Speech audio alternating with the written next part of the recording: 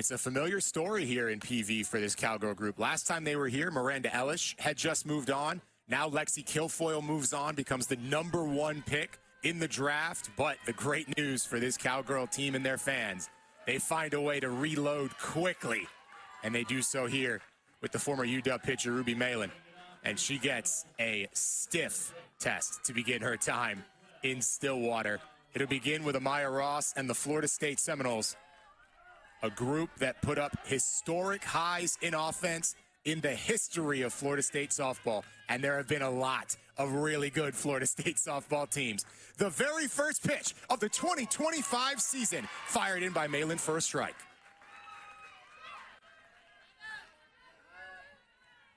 And there's a lot of energy. There's a lot of hype going into this game. We spoke on that. Both these teams are ranked in the top 25 and the top 15. So whenever you're coming out and there's all that energy, you want to be able to attack. You want to go at hitters. If you're a hitter, you want to go at pitchers. Being able to set the tone early, that is always a goal, especially whenever you know you're facing teams of this caliber. Power in ample supply for both teams. Malin, one of the hardest throwers in all of college softball. Florida State, capable of putting any ball beyond the fence. Maya Ross, the consistent table setter. And now with the confidence that comes in a senior year. Ross putting the first one in play across the diamond. That's the goal of this Oklahoma State team. Keep it on the ground, keep it simple. So far, so good. One up, one down. So far, so good. That pitch from Ruby Malin was beautiful. She started in on the plate, went out, and then she goes down and in. Really a tough spot to get your hands through, to get your hips through, and get it cleared. That, I think, is going to be the point of attack for Oklahoma State. Like you said, get the ball on the ground. Let your defense, who is stellar, do their job. Kenny Gajewski started his days focusing on the defensive part of the softball game. That has carried over even as he's become the head coach and handed off some of that defense to Greg Bergeron, the new defensive coordinator. But that's always going to be a part of the identity here for Oklahoma State softball. Sunny Beecham working ahead. Now sees it evened up. Behind her, Issa Torres, Michaela Edenfield, Katie Deck, Allie Waycaser, Janai Kerr, Kennedy Harp, Annabelle Wedra, the opening 9 for the Florida State Seminoles.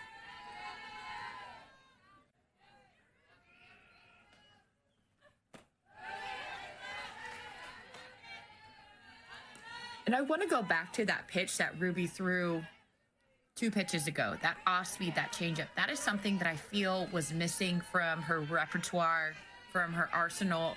Being able to incorporate that off-speed is going to be huge, especially hitters like Florida State, for her.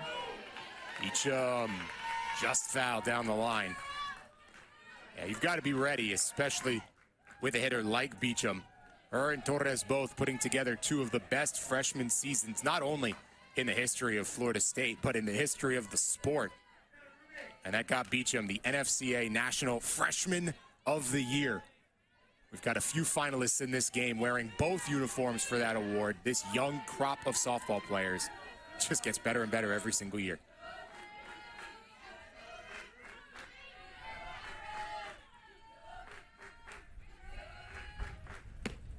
Beecham showing patience to begin her second round. Yeah, you saw Ruby come out, first batter, really attack the zone, getting ahead 0-2 early in the count. This one, that drop ball, just not as effective, just dropping off a little too early. She rises that up. I think you're going to see a lot of swings from Florida State. First payoff pitch of the season, just spoiled. And that's the one you saw immediately from Beecham. She's going after that pitch. She's attacking. She wants that one, that up pitch, that rise ball. That is what Malin is known for. That is what Florida State is going to be on the lookout for. They're going to try to avoid falling into the trap of that ball lower in the zone. Beecham works the walk. Set the Florida State freshman record for batting average. Doesn't always need to do it with a base hit. Jay Beecham reaches first, the opening base runner of the 2025 season. And hey, what a way to start your season. Florida State, they know the value in every at bat. And a walk, like you said, is just as good as a hit for him. For them, that is a big win. That is a tone setter. We're on base early. We're disciplined. Isa Torres steps in, the lefty, welcoming Malin with an opening base runner.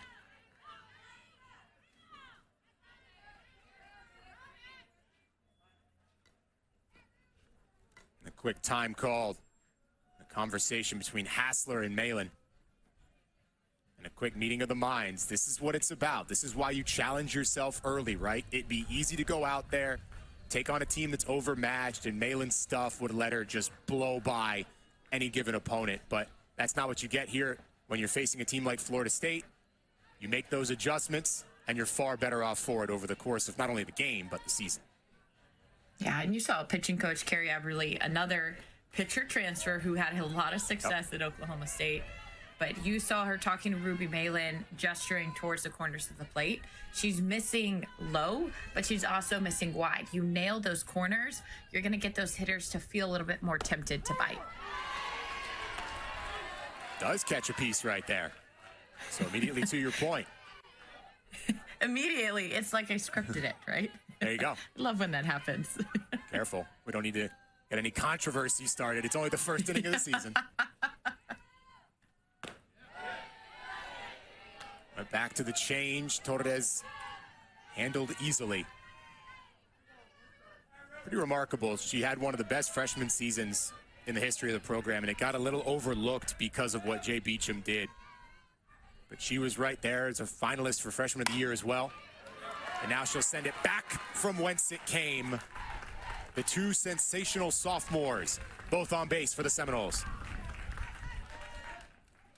And I had the privilege to work with Torres whenever she was in high school with her travel ball team and just get to know her mind. And she is a competitor, not only on defense, but offense as well. That pitch low in the zone, she's able to drop that barrel, stay flat through it. That is the hardest thing, not rolling over on that drop ball. And that's their job. Beecham and Torres get on base because who do you have up? Right here, power hitter for Florida State. Kayla Edenfield, the better part of a half decade in the collegiate ranks, takes the redshirt year immediately. Florida State had depth at catcher. She was able to learn and develop and has now gotten better year over year, and she could hit absolute tower shots from the moment she got to Tallahassee. Those numbers have only grown as well. Edenfield managed to get a piece. It's rolled up on by Davis. That's enough to get the job done. So productive both ways. Oklahoma State avoiding the big threat. And that is what Oklahoma State is wanting. That is what Ruby Malin is wanting. That pitch that is lower in the zone, tight in on the hands, almost sawed off. Michaela Edenfield, she has a ton of power. So if you're able to cut off that source of power, cut off that leg drive, cut off the barrel extension, you're going to see a lot of those weak ground balls. And that is where she's been missing. She's been missing a little low, not on the corner, just too wide, too low. Being able to get in on the hands, that is going to be where she's going to live and be successful against Florida State. Be up to Katie Dack. And she'll watch strike one. The infield for the Cowgirls. Edwards, Bloodworth, Davis, and Godwin from left to right. The outfield that same direction. Hadut, Delgadillo, and Tim, the battery of Malin and Hassler.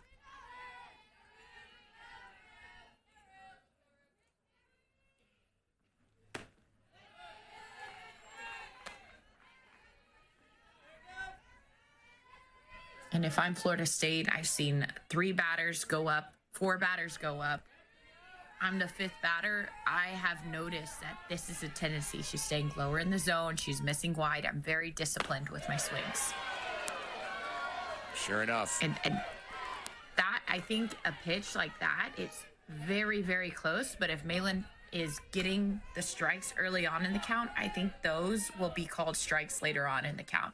Because she's been missing wide, we're seeing a lot of those being called balls. Again, narrow your zone if you're Florida State. Couldn't do it there. That's where the velo of Ruby Malin is just so tempting. And talk about spread. Going from down to up, she tunnels very well. Ruby Malin does a great job of hiding. Is the ball going up? Is it going down? Until late in the zone, late in the path where the hitter has to make a decision. Over 20 pitches in the first inning of the year, and it'll keep going. Second full count of the frame.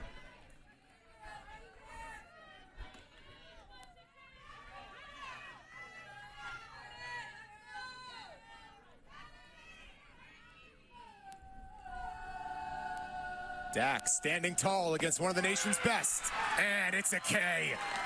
Ruby Malin picks up right where she left off, a strikeout artist. Took a second, but she got going and ends the top of the first, keeping Florida State off the board. One hit, 2 runners left on. Now the Cowgirls come to the batter's box for the first time.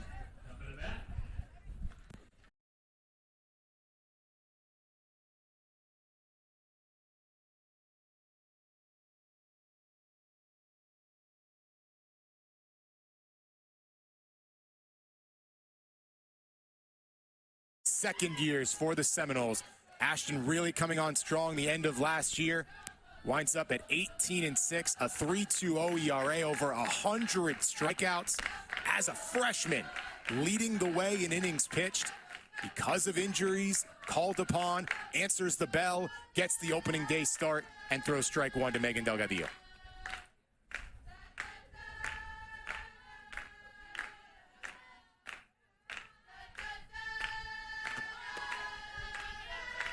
Florida State, they got out early. They attacked early offensively. They weren't able to execute and get those runners over. Whenever you have runners on second and third with less than 2 outs, I say this all the time, but it is so important. Get 1 run across the board. Oklahoma State doing a great job keeping that threat to a minimum.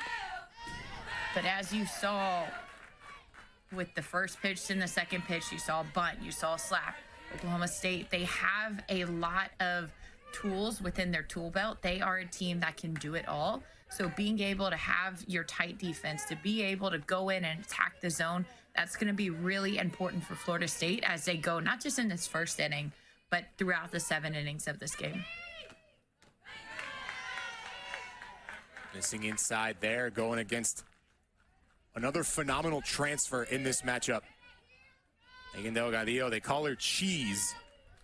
One of the best players in the history of Cal State Fullerton softball. Makes the trip east, comes to Stillwater, and in the very first game hits leadoff. The all-time hits, runs, and stolen bases queen for Fullerton. Nearly put that one in play, but she'll bring it back.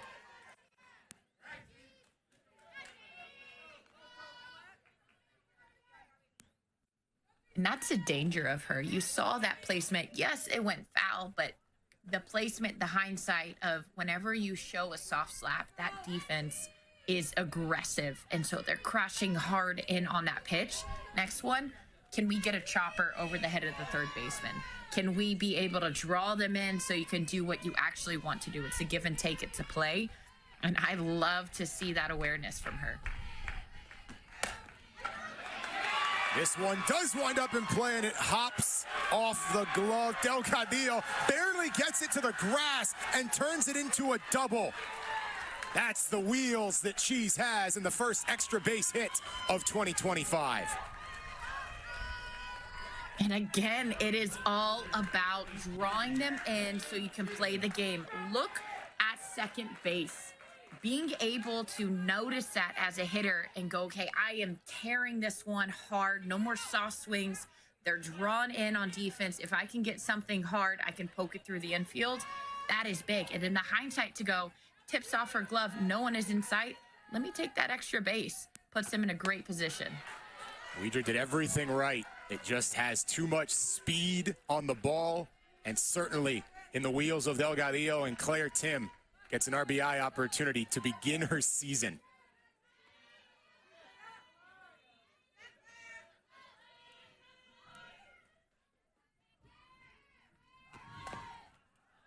Tim couldn't quite get the bunt down.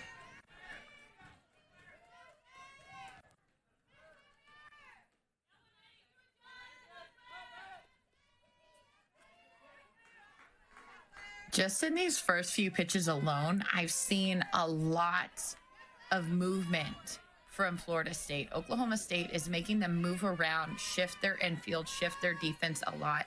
If you can create chaos, typically there's a run in there somewhere.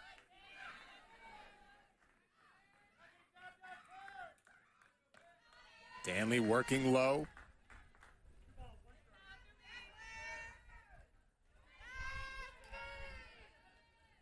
Claire Tim, the all Big 12 preseason selection. Kenny Gajewski said she's starting to really look like a pro, and he meant that in the physical sense, adding muscle, adding strength. She'll have an opportunity to show it right out of the gate.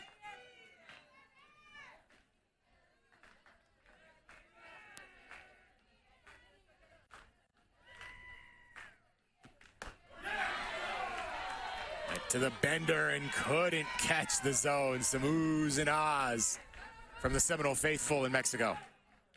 And that is a pretty pitch, but as we've seen last half inning with Ruby Malin, those corners are tight. You have to establish that you can hit those corners early so you'll get that favor later on in the game. Skips home, and that's all Delgadillo needs. The opening run of the season is 60 away. It was a great block by Edenfield, being able to keep her body in front. But whenever you have that kind of speed from Delgadillo, there is no shot in her aggressive. As soon as she sees that going down, the angle of that pitch going down towards the dirt, she took off. Payoff pitch is high. Runners at the corners for the Pokes.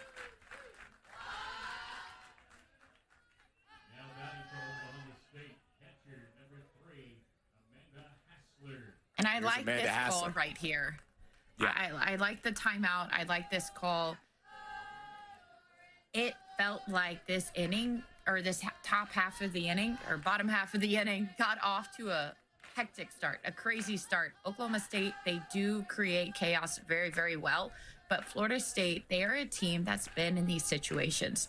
They know whenever that happens, let's call time. Let's pause. Let's reset. Led by Edenfield. She is a force behind the plate. And then you have Isa Torres over at short. Those are the leaders. Those are the ones that take charge and go, okay, let's reset. Let's relax. Here we go. Michaela extremely familiar with her fellow power threat behind the plate and Amanda Hassler. Quick pop throw down to second. Not a bad idea, but it's two in prime position. And Tim gets the opening swipe. And that was so sneaky for Michaela Edenfield. I am so impressed. Watch her body. It doesn't even look like she's going to fully throw it all the way down. It looks like she was intending to throw back to the pitcher, but just letting the wrist stay extended, getting it all the way out to second. Yes, the runner was safe, but that adds trickery. And so a player off one of the top power years in the history of NC State women's softball now has two in potential scoring position. The slow roller, and it just squeaks by Widra. The first run of the 2025 season belongs to the team that's been in Oklahoma City the last 4 years.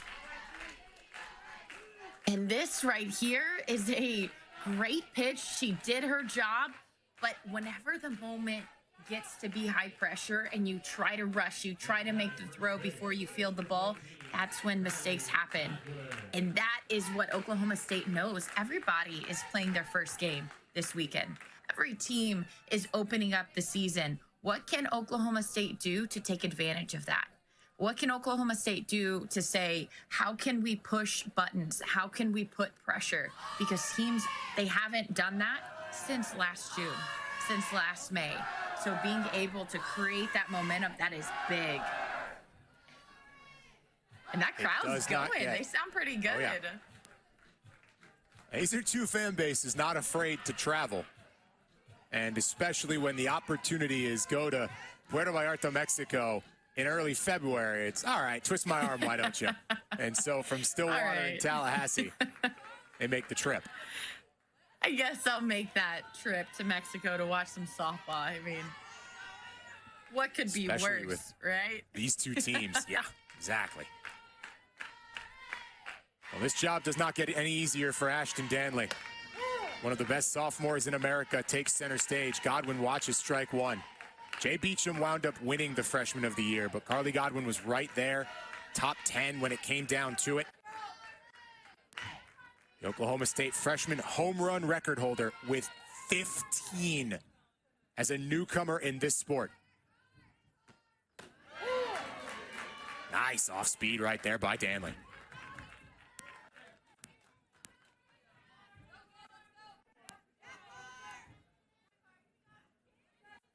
Behind Godwin, it's Rosie Davis, Michaela Wark, Rachel Hadoot, Talon Edwards, and Megan Bloodworth. The opening 9 for Kenny Gajewski and the Cowgirls. 0-2, perfectly placed. What a big time for a strikeout. Not only the strikeout, but being able to stay calm, to stay focused. Midway through that pitch, you could hear somebody yell, runner. The Oklahoma State, they're trying to create more chaos. Obviously, she didn't go, but to block that out, continue on with your pitch, commit to the change, knowing that you have it, that is big, and that is a big, big strikeout. Absolutely faked me out. I was looking at second. Oh, wait, there's no one there. Back to the pitch.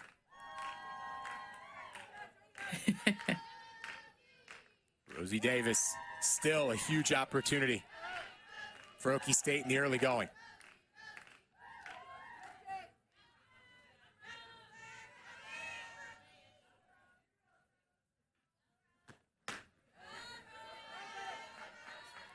One thing that I think we're going to see this season in 2025, we saw a lot of freshmen last year, a lot of new faces, but it didn't quite get their moment to shine as fully as they might have without the COVID seniors. It was their last year. This year, they're really going to get the chance to have all eyes on them. Whoa, stabbed at third. And you talk about the freshmen getting the chance to step up. Jay Beecham, Isa Torres, one of the best left sides. They're there to communicate, handle it. They wrap up Davis and prevent the threat. This ball is ripped down the third base line, and Beecham does a really great job of not trying to rush that throw. Get it to home right away. I'm not chasing my runner home, and immediately knowing Michaela Edenfield, she is more than powerful, and if she is running full speed at a runner, they're probably going to be running pretty fast the other way. So keeping that in mind, being able to have that hindsight was big. Chopped right back up. This gets through that left side. Wide turn by Hassler. She scores. Oklahoma State doubles the lead. Michaela Wark, the RBI.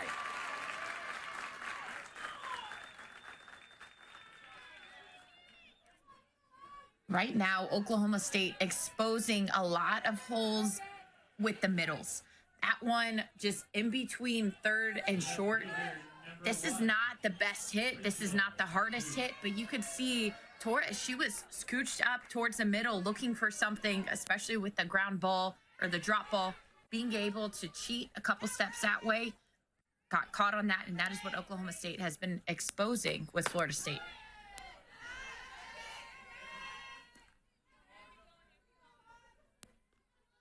So the Cowgirls get the chance to keep the good going with Rachel Hadoot, the transfer from UNM, University of New Mexico.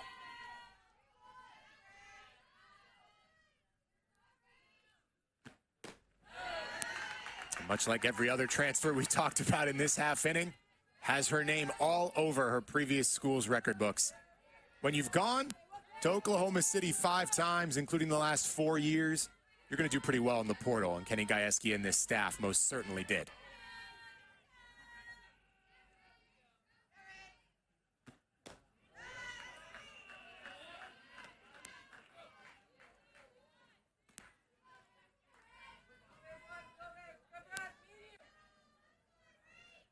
We've seen both pitchers this first inning, and again, it's their first game of the season. This is the opening game of the tournament. There's a lot of nerves, but there's been a lot of pitches on both sides.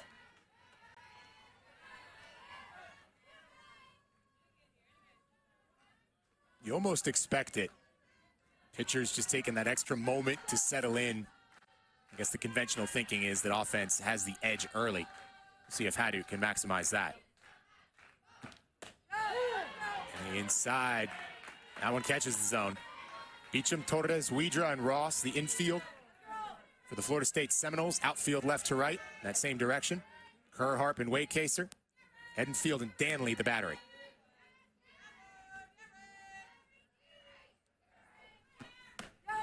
Payoff pitch, swung on and missed. So both teams end it with a strikeout, but the difference is that Oklahoma State pushes across two. The sensational sophomore bats finding a way to make it happen. And it's infield magic. Don't always have to hit it a mile. Just hit it where they ain't. 2-0, Okie State.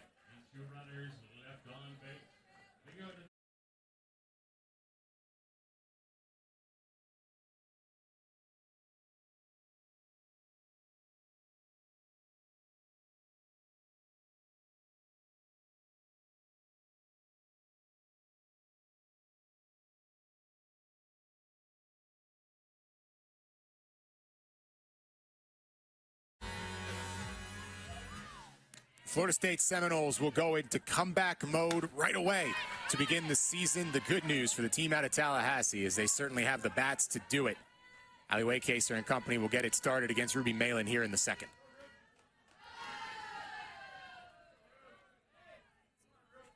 If you're Oklahoma State, you're riding high off of that first inning. You want to carry that momentum onto your defense.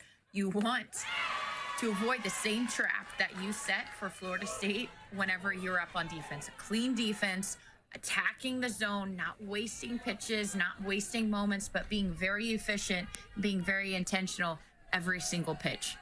Ruby Malin getting ahead pretty quick, 0-2. Yeah, that's the danger of it, right? Is you see Malin get out. It took her a lot of pitches, about 20, but her offense comes up, supports her right away, and now you get a confident Ruby Malin, which is a horrifying sight for batters.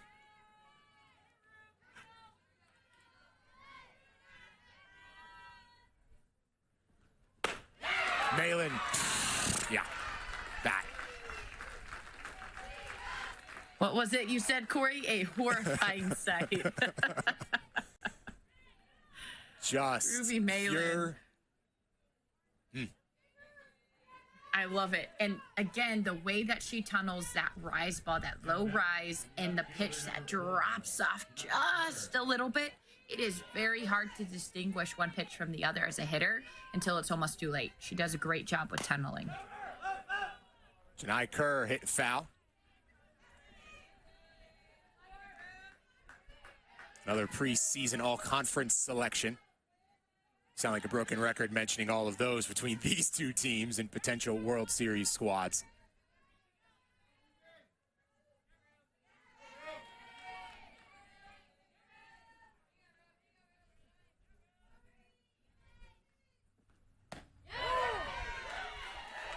And quickly 0-2 in favor of Ruby.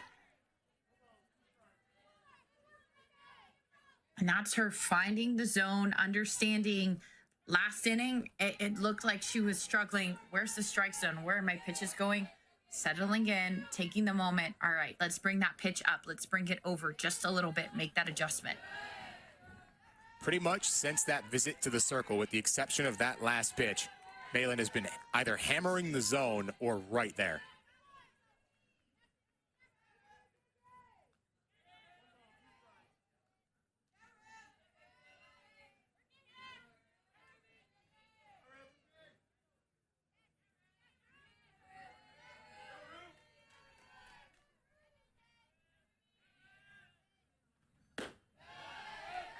Malin put some tail on it, but Janai Kerr is an experienced hitter. She doesn't chase.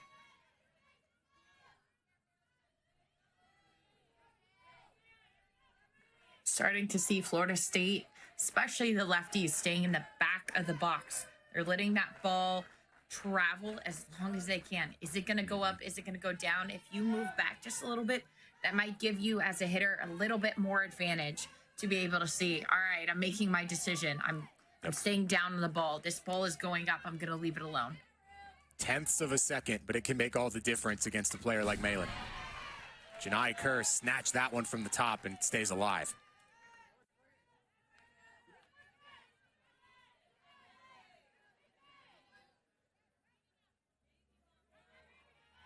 You know, I'm often really amazed whenever I think about it, the way that the body, the mind is able to make those split-second decisions so quickly. I'm not sure exactly what you're supposed to do against that when it's velo, velo, velo. Your swing timing is right, and then all of a sudden the ball's not even halfway there yet. A wicket off speed from Malin. She's got 3 straight strikeouts. And that is a pitch that is going to take her to the next level. If she is able to throw that pitch effectively often, if it's going to be a threat, you know Ruby Malin has that changeup, has that off speed in her back pocket. That is going to be a game changer for her. Can Kennedy Harp slow down? The unreal start for Malin.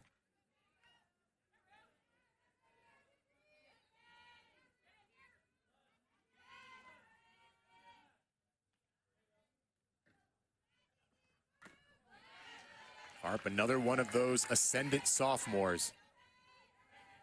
That's one of the biggest takeaways from last year for FSU. Doesn't end the way they want, but you had so many players get so much experience in meaningful moments and high leverage opportunities. Kind of goes without saying, but this FSU team is going to be good for a long time.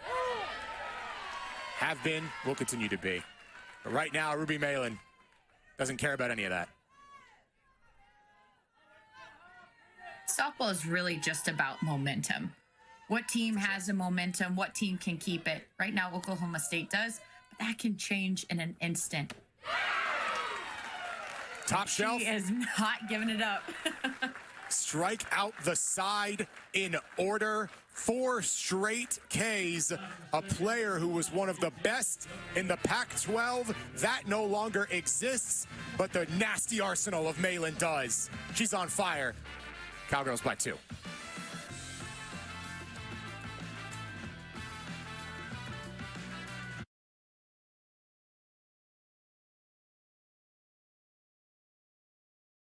Everything belonging to America's brightest orange in the early stages of this very first game.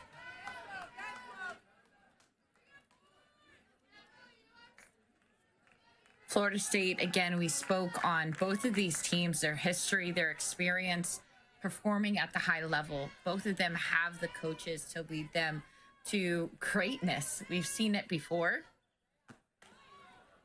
Edwards sends a foul.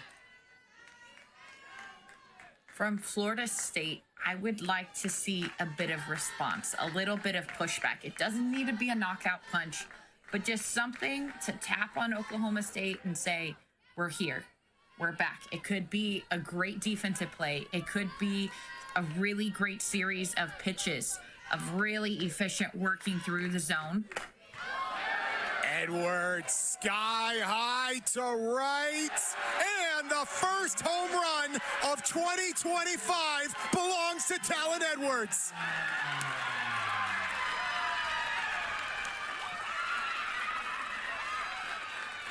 She knew it too. I think everybody knew it. As soon as that ball was swung, first thought, that is out of the park.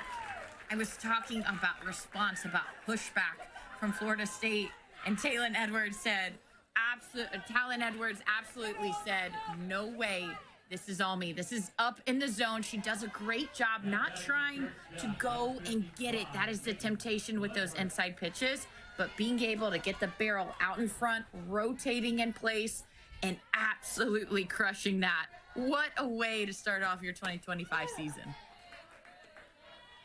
The offseason, the consistent thing we heard from Kenny Gajewski was Talon is ready for that next step. She's already a fan favorite. She's already had a very strong start to her career. But they really felt amongst this staff and with this team that she was going to further elevate. Well, so far, literally could not be any better.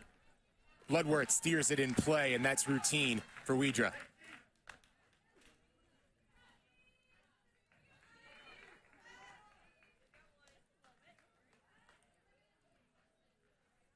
Lineup turns over. And we see Delgadillo for the second time. A leadoff double.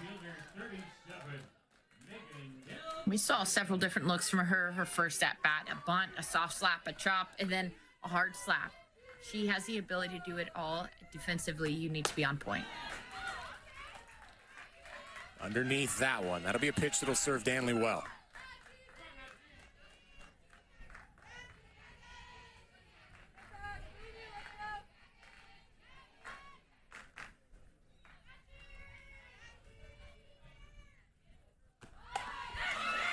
Delgadillo lays down the bunt. That's in perfect position. Yeah, you're not going to get her in that. Well played to even create something out of it by Jay Beecham, but it's a bunt single for Cheese.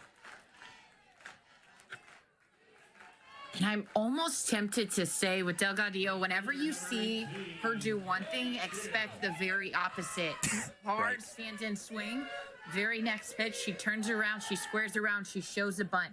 You know that she has speed. That was beautifully placed right in no man's land. That's dead. Again, like you said, a great job by Beecham being able to get in, stop on a dime, get that throw to make it a close play, but there's no shot there. Megan's off a career year as Tim lifts. Well done to keep it routine by Widra. But Delgadillo still at first. She hit over 400, a lot of plays like that, but she slugged over 500. Part of that is what we saw in the first inning where she'll turn something into a double, but she's got a lot of gas in the bat as well and a tough player to stop. The good news for Florida State is despite the leadoff home run, it's two relatively quick outs.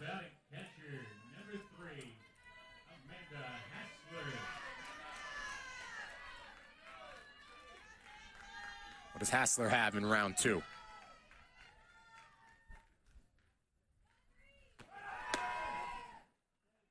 Delgadillo doing what she does. The stolen base queen of Fullerton, now establishing her reign in PV. You could see Hassler, she was taking that pitch all the way. That was a nice job by Delgadillo, keeping that hand on the bag, kind of slid over it. But being able to get that runner into scoring position, that's where you want to be, especially whenever you have speed. Now she's trying to take third. Good pop throw down. Beecham couldn't quite hit the tag. It's that foot that stays in line, turning a single into a triple. And watch that read. Her hips never even turned around. As soon as she saw that ball go down, we talked about it the last time she stole third. As soon as you see that ball angle down towards the dirt, she's off and she's going.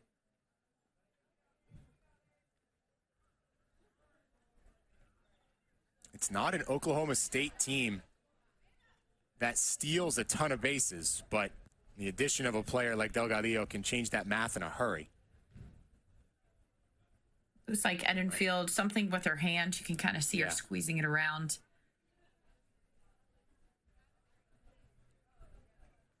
I think may have gotten a piece right there of Hassler. Yeah. Ouch.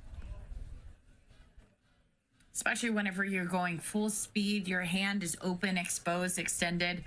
That could really, a lot of tiny bones there. So I know how tough Michaela Edenfield is, so that must be feeling pretty tough right now, but I think she's going to tough it out, get some throws in. No surprise to see her just keep the grit going, remain on the field. Like you said, a couple of warm-up throws. She looks all good. Good to see.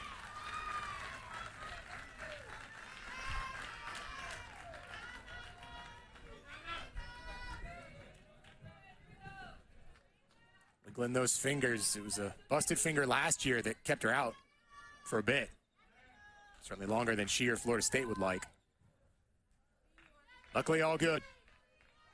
One of the most electric catchers in the sport. Speaking of, another one who could claim that title, down 1-2 in Hassler. No kidding. And she looked ready for that pitch. Hassler, the way her body went down to meet that ball, her barrel was on angle. Whenever you see the ball being fouled straight back, that's whenever you know that hitter, she just missed. Stays alive. 2 pitches, same spot. For me, I would go lower or I would go in on the hands. Same location, same height, same pitch, but in on the hands. Because right now she's pulling off just a little bit. She's able to stay through contact. Hassler, she might be able to get something. So now I think is the time to adjust. She steers that one into left. Had to reach out. You can see the power to even get it there. But it sits in the glove of Janai Kerr. Still back-to-back crooked numbers for the Cowgirls. 2 runs in the first. And here in the second, Talon Edwards wasting absolutely no time. She goes yard to right. And it's 3-0 Oklahoma State. Got a piece. Watched it fly.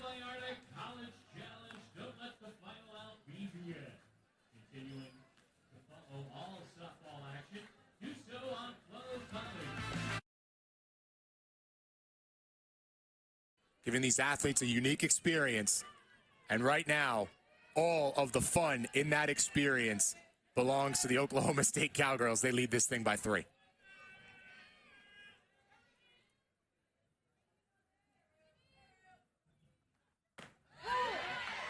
Weidra hesitates. Doesn't matter. Malin, she's been finding her pitches all over the zone. After a slower start in that first inning, I think everybody's allowed to have one of those every now and then. But really, what has impressed me about Oklahoma State, they've been putting on the gas pedal. Has not looked letting back up. 4 straight Ks, going back last couple innings.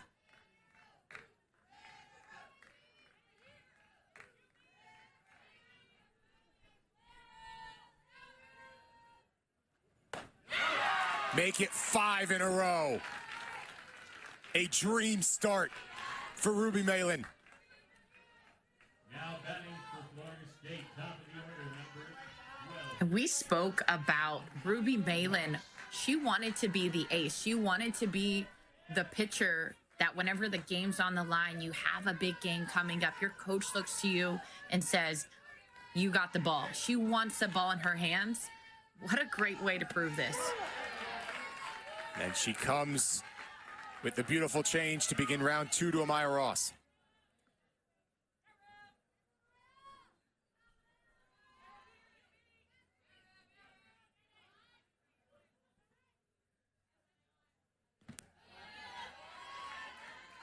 If you ask Coach Gajewski and this staff, what is the ideal beginning of the year for Ruby Malin? Probably looked a lot like what we've seen right now. That was a nice block behind the plate by Hassler. Just, again, being able to be efficient and make the most of every single pitch. Just missing bats.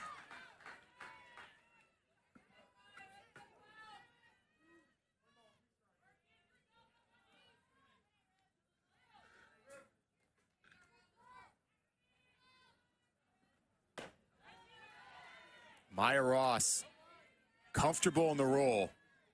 Maybe uncomfortable right now the way Malin's pitching, but the confidence that comes from starting every game last year. Had 18 the year before, was primarily a runner for this Florida State team, but really took off last fall. Rides the momentum into her senior year, but it is not enough to stop Malin. 6 straight strikeouts. Ruby Malin, what she is doing is not easy. 6 strikeouts against Florida State in 1 game, much less 6 strikeouts in a row. Being able to stay centered, to stay loose, relax. You're seeing smile. You're seeing her. She's in her zone, but she's relaxed. And that is important. Jay Beecham steers to left and is able to end the run with a bomb. The reigning freshman of the year has her first home run in round 2, and it's in game 1.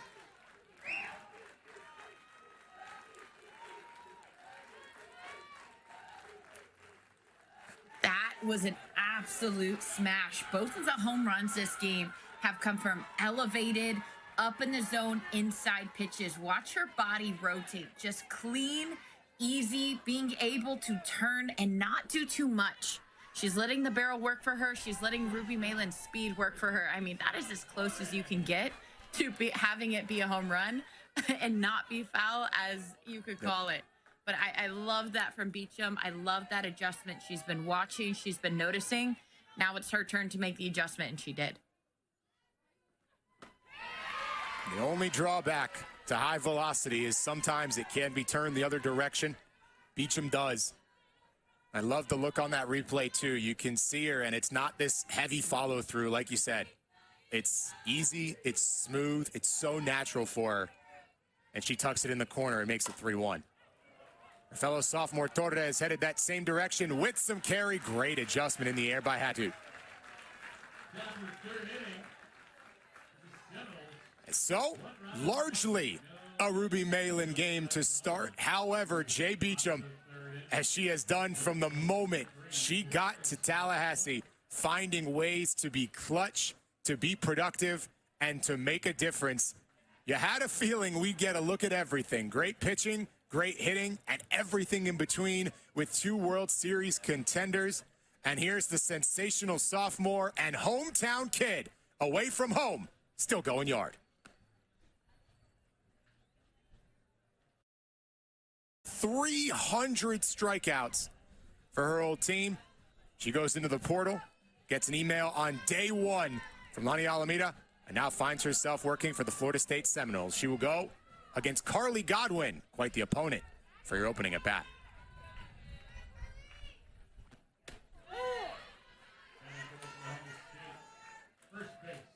One thing that you're going to see from her is she likes to work quick. She has a high tempo, high pace. That's something that can get hitters into a lull. She doesn't want to give them too much time, but that is just her natural pace. But she doesn't want to give hitters too much time to make those adjustments. Lefty, you're going to see a lot of curves, especially the backdoor curve, just really working those hitters, especially on the right side, getting over the plate, trying to get them to wave in front of something. She went 1.39 in the ERA department last year. Just absurd numbers. It's also one of the best in America in complete games. And that number may come down the way Florida State professionalizes their pitching staff. But the overall metrics certain to rise.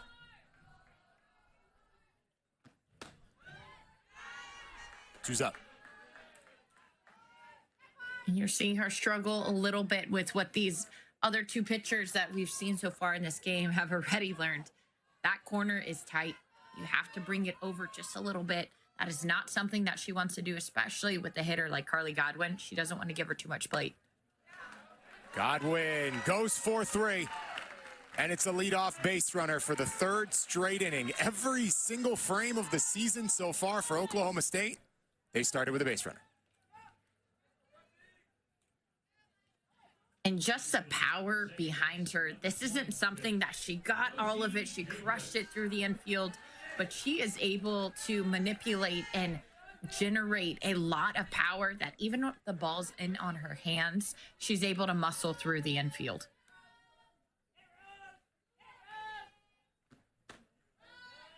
Rosie Davis watches ball one. Not a bad idea there by Enfield to bring it back a little bit. Didn't get the call.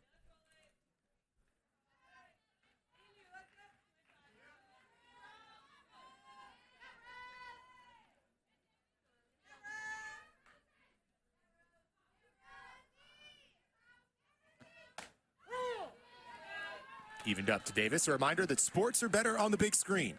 Head to your preferred device app store to download the all-new Flow Sports TV apps for Roku, Apple TV, Fire TV, Android TV, and Chromecast.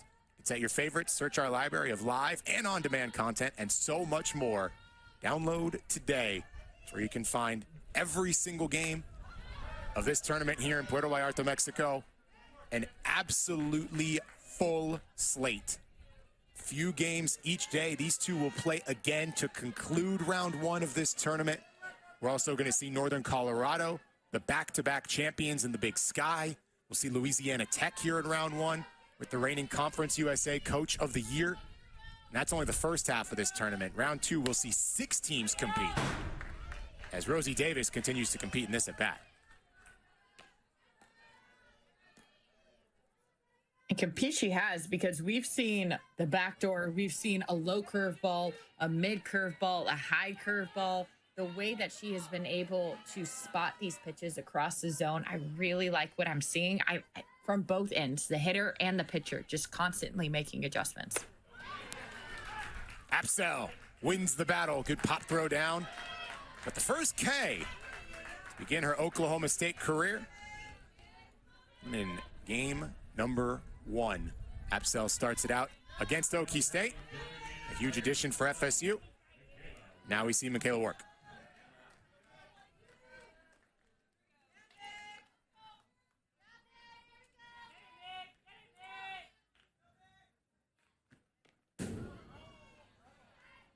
Got the bat.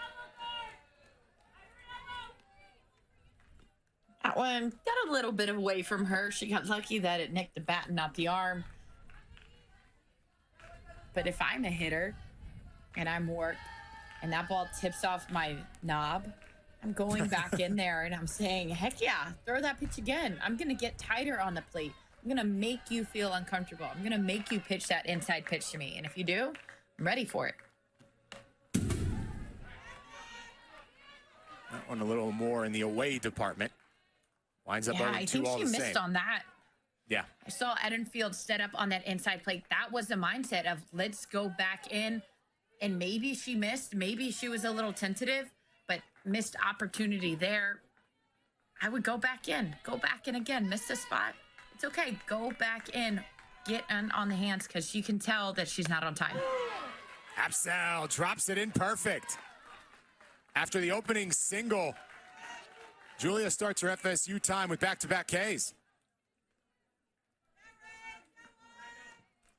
And as much chaos as Oklahoma State started in the first inning, there really wasn't an overwhelming surge of power that we saw, minus 1 or 2 few hits. What we really saw was chaos, and that is what Apsell has been doing a great job of minimizing this inning. Get over 300 strikeouts. You've certainly got a power arm, and there's no question about it.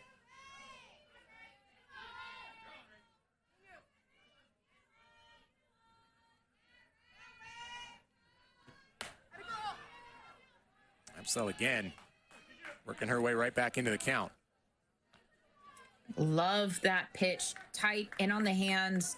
There is a hole on every hitter, and whenever you stand up and you're sitting in the box, it's right around the belt line. There's a little gap, right? The waist is pushed back. If you as a pitcher are able to locate that curveball in that slot, look at that hole right there by the belt line. If you're able to locate that, it's a tough pitch, and hitters don't want any part of it. And that's why you're able to go back to back there for Apsell and then go back again with a backdoor. Hadut was ahead, then 2 straight strikes. Rachel struck out her first time when she was against Danley. Apsell. That one's hit well, but foul.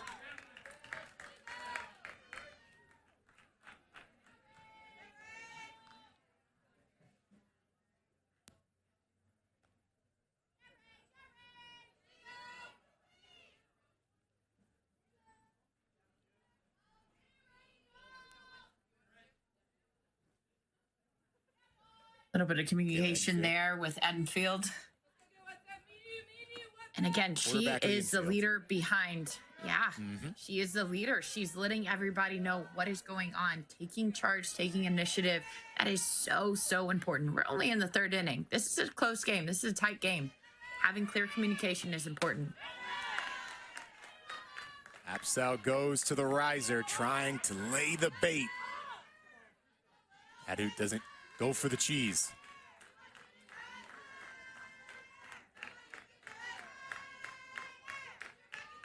I don't know if I can use that line anymore. The player they call cheese, still a few hitters away in Delgadillo.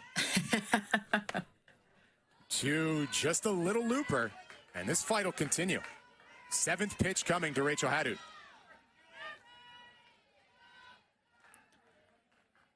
Talk about a battle there from Hadou. You could tell she was early. She wasn't expecting the change. Her timing wasn't set up for it. But by keeping her hands back, she was able to still get some power on it, still be able to get around it. That ball lands 5 feet over. That's a fair ball. That's down on the ground. So being able to keep those hands back, huge for her in this battle. Apsel one more time.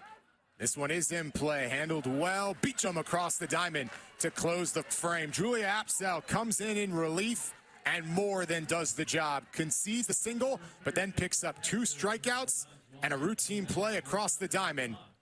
Julia Apsel keeping this a 2-run game. It's Oklahoma State 3, Florida State 1.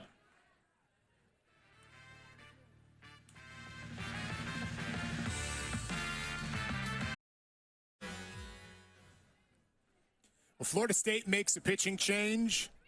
Oklahoma State sees absolutely no reason to do the same. Ruby Malin comes right back out to begin her 4th inning of work.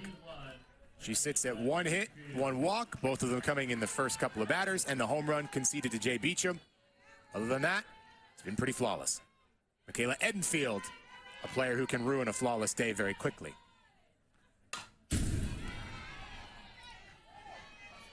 Won't lie. On that swing, I thought, did she do it? That is the power that hitters like Edenfield, they hold that power. You see them swing, and as a fan, as a commentator, as a defender, as a pitcher, you feel that power. You go, you lean back a little bit.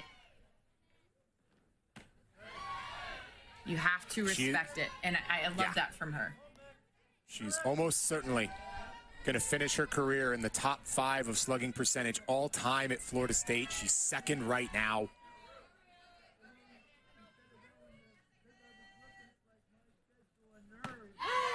Bonafide superstar from day one.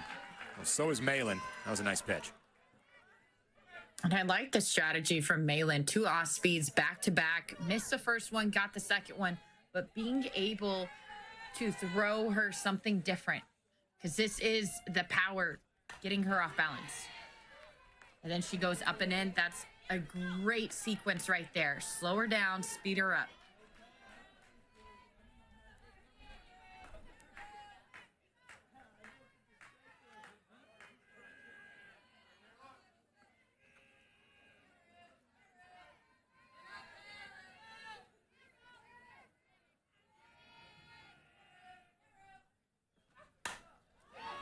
Edenfield, same result.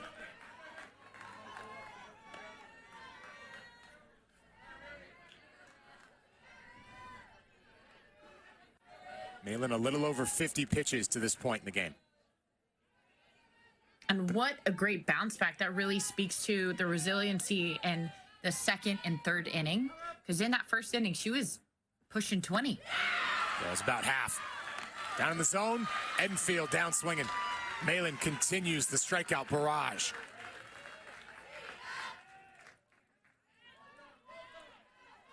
And again, I love the sequence. Off speed away, off speed away. She went up again, up and in, toyed around a little bit. And this is a drop ball. Lower half of the zone, inside. It's a hard pitch for a hitter to get to. Even one as good as Edenfield, especially if you're not expecting it. So being able to throw these hitters off balance. Dak goes after the first one. She sees it was a laser. Bloodworth had no chance. Katie Dak on base for the first time.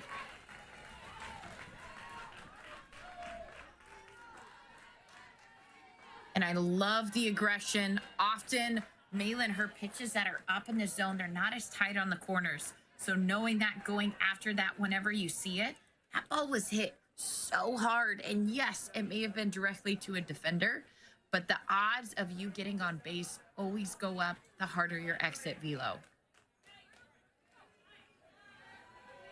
Put it in play, good things happen. And Hallie Waycaser looks to keep that good going.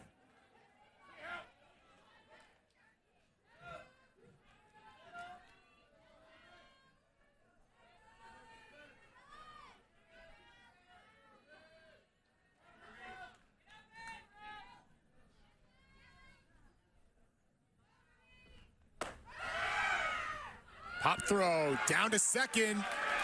Carried over, didn't matter. Bloodworth applies the tag, the Dax single erased.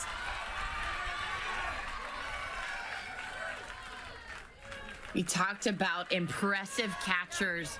Look at this perfect throw, just leads her defender right into the bag. Not bang bang, but that was well in advance by maybe 1 or 2 steps. I love that from Oklahoma State. Coach Alameda goes to Addie DeLong, the freshman.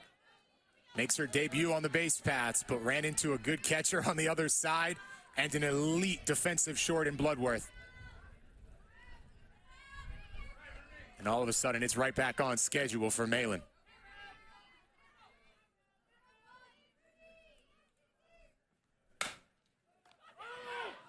Chopped up, just foul.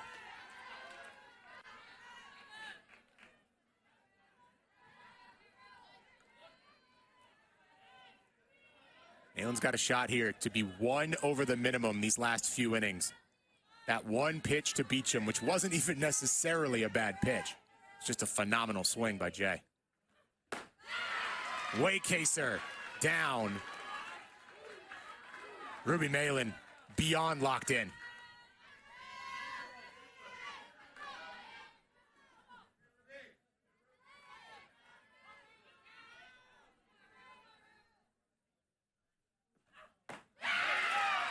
Another one.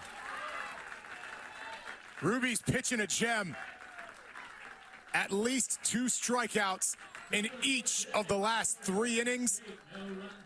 Ruby Malin looking for a statement game in the very first matchup of the season. Power, location, everything in between. The new Pokes ace. 2 runs of separation in our potential World Series preview right out of the gate.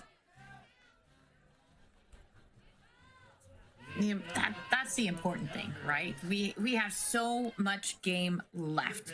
Yes, we're creeping towards that time in the game where it becomes critical, but this is a tight game. This is a good game.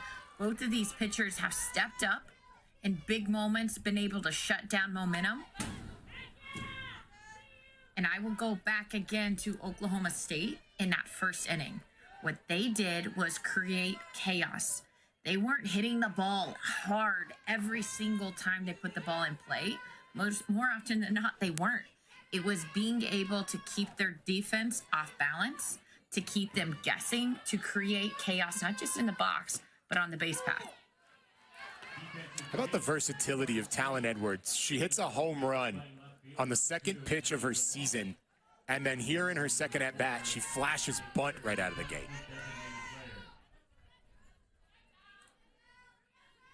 We love hitters who can do it all. That is my favorite. I'm a little biased, but that is my favorite. Because, again, it lends to chaos, especially this early in the season. Defenses are still getting things figured out. Take advantage of it. By the way, Addie DeLong is going to stay in this game and play left field. So that's the debut for the freshman out there at the 7 spot.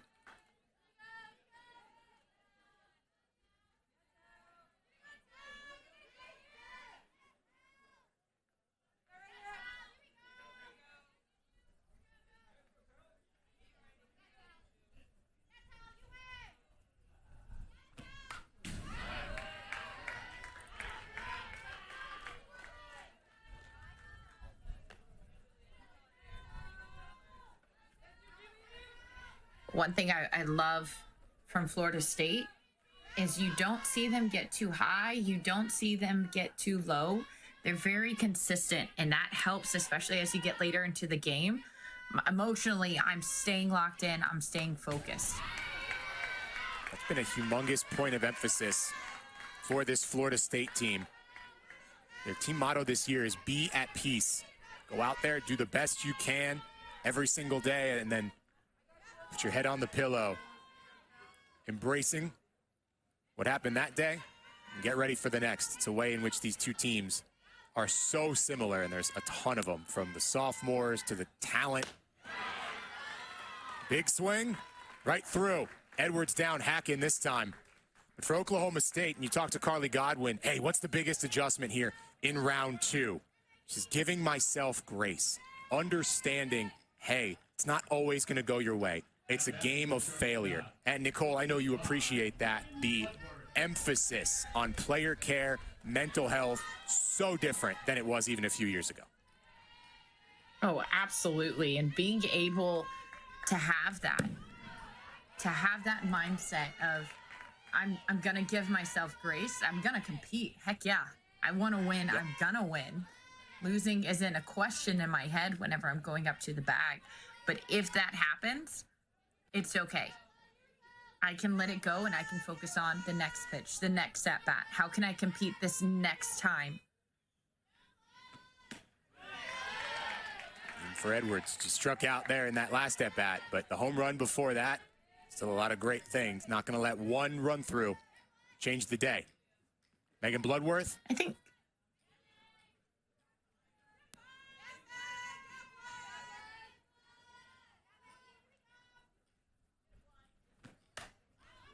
Bloodworth sends it back. Go ahead.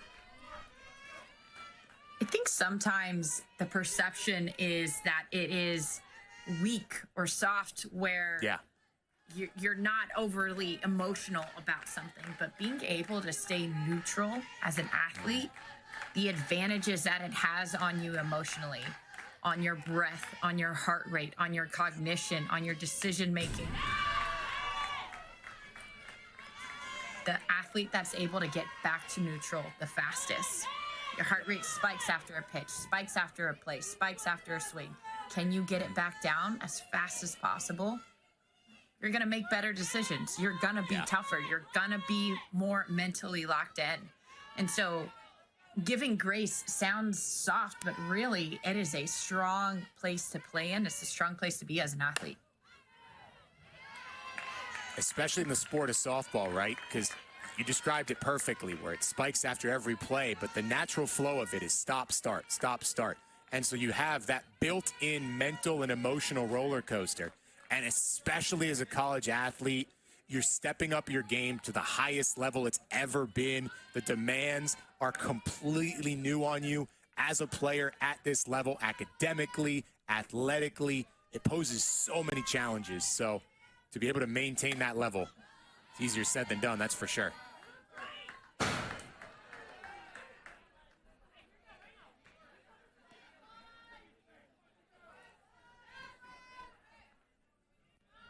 Which is not to say you can't be emotional positively.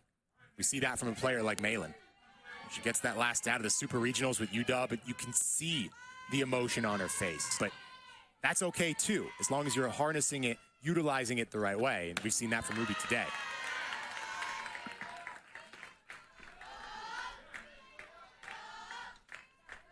Absolutely. Absolutely. But take this at bat, for example, the battle, the ability to stay locked in.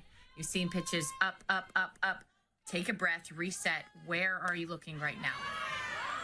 This is straight veteran moxie from Megan Bloodworth. She'll see an 8th pitch here.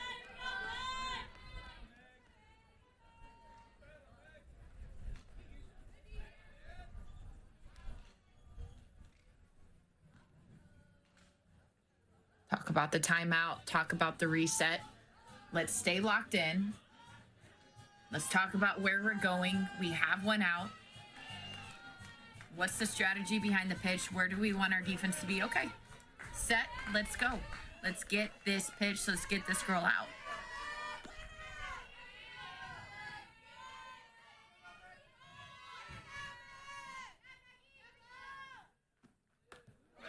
Bloodworth winds up wearing it. An 8-pitch hit by pitch and a 1-out base runner.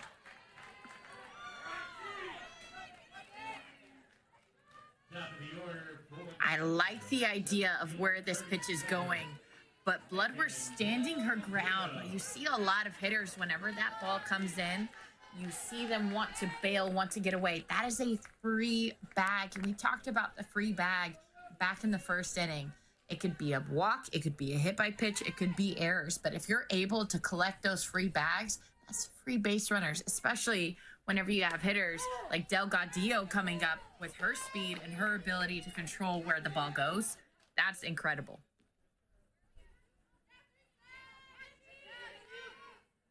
There's almost a small relief in having Delgadillo hit with a base runner on, because it's somebody who could potentially stop her from taking an extra base. The Bloodworth can move as well, but there aren't a lot that quite have the feet that Delgadillo brings to the table. Right now, though, Apsel making it difficult at 0-2.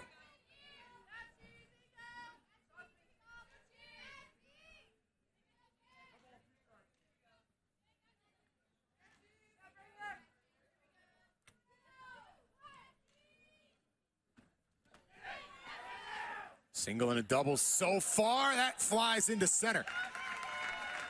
So a swipe for Bloodworth. Right as we say, hey, Megan can move too. She hurt a little bit. Her first steal. One thing, watch where the location of this ball goes. It's in the dirt.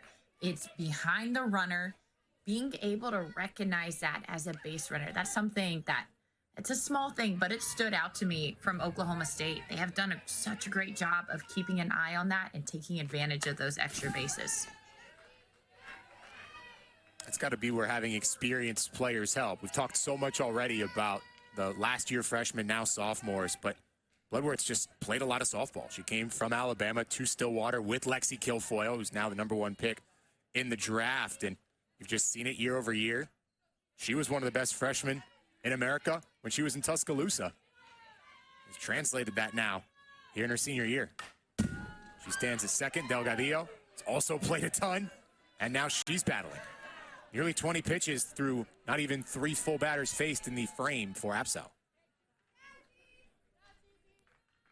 I also think it lends to, we saw how many runners called leaving early, how many decisions were had to be overturned because of base running.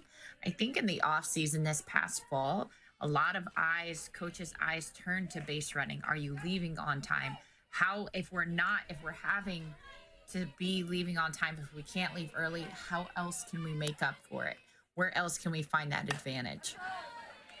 And now with that being looped into the challenge system and being reviewable, it's going to be fascinating to see the impact on overall steals numbers across our sport. Are teams willing to risk it quite as much? So far, this being the first game, it hasn't slowed down Oklahoma State at all. Delgadillo is a couple. Bloodworth has one, though there are not many teams like Oklahoma State. Rolled right through. It hops off the glove, the wide turn, and Oklahoma State is back on the board. After the first empty frame, the Cowgirls answer right back, and Megan Delgadillo gets her first Oklahoma State RBI. And this one, great job reading the defense. They were tight in on it. You could see the way she got that ball deep into her hands, so she was able to power it through the infields up the middle. And again, base running, great read. As soon as you see that ball tip off the glove, you automatically know it's slowed down. And as a runner, you're going.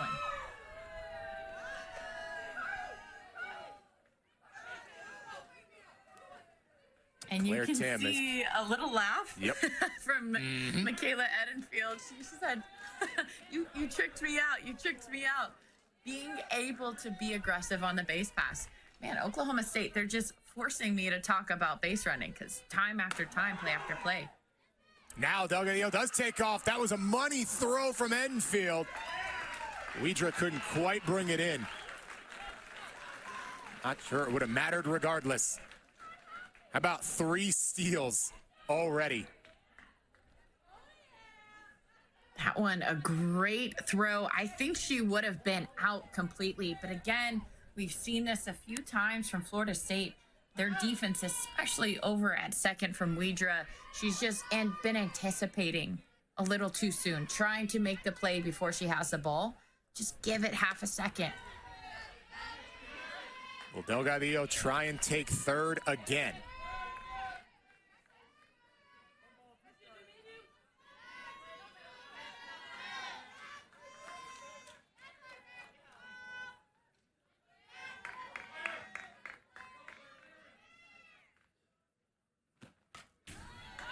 1-2, sent again straight back.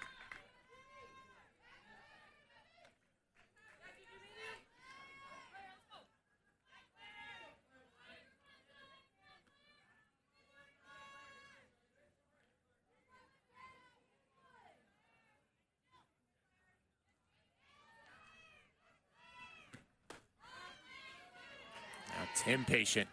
No less than 5 pitches in every single plate appearance to begin this 4th inning.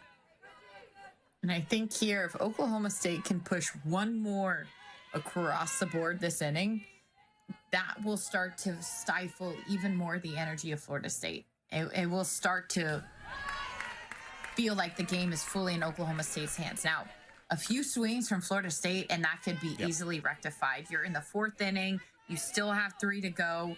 You are okay. But we're talking about momentum at this point.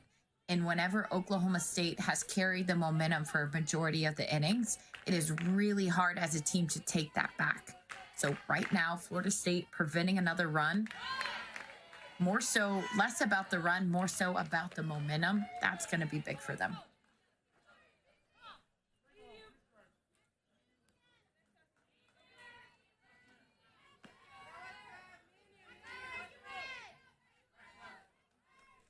The 8th pitch to Claire Tim. That won't be enough either.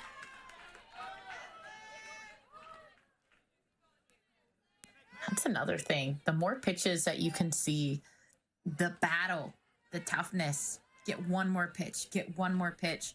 Not only does that help you as a hitter, okay, I know what she's thrown. I've seen 8 pitches going on 9. My team is seeing that as well. We're able to adjust from that as well. How about a double-digit pitch at bat for Claire Tim? What a battle.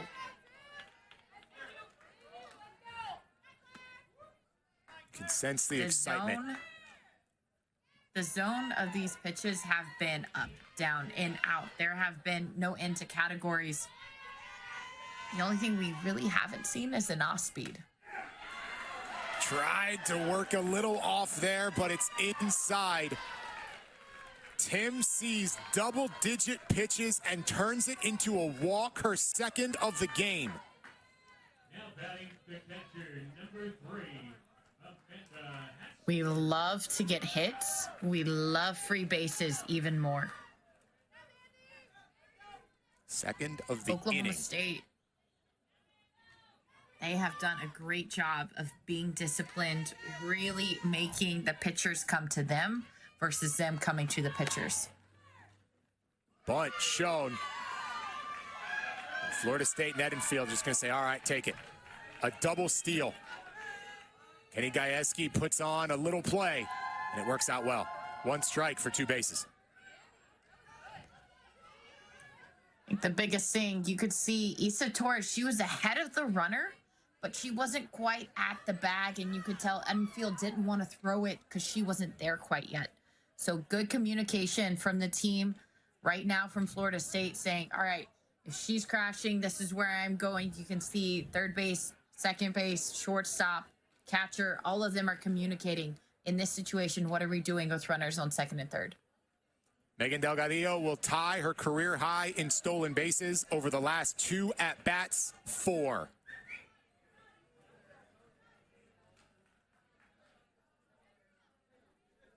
And I won't lie, I did watch Michaela Edenfield's video on TikTok on how to get ready in the morning with her softball game day makeup. I mean, I live for it. It's softball season, baby. Absolutely elite on the diamond and on social. The makeup guru, Michaela Edenfield. I got to talk with her this past summer, and I did ask for some makeup tips. So You have to. watch out. If they're great, shout out Michaela Edenfield. If they're not, I don't know who taught me. No, they'll be great. They'll be great. No doubt about it.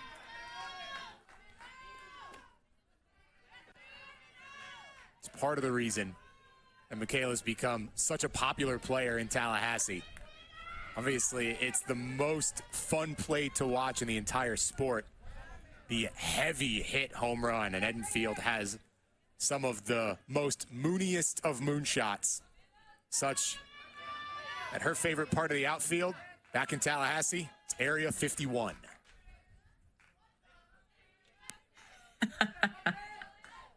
I love that.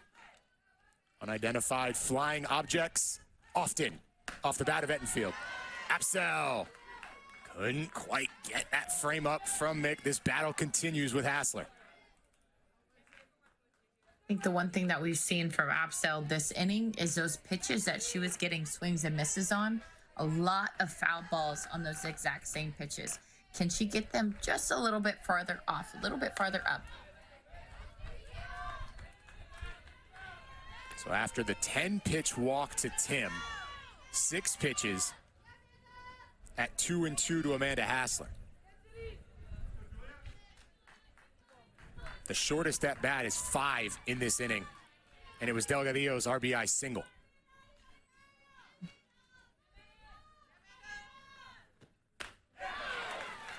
Go up top. That's a good way to get a strikeout.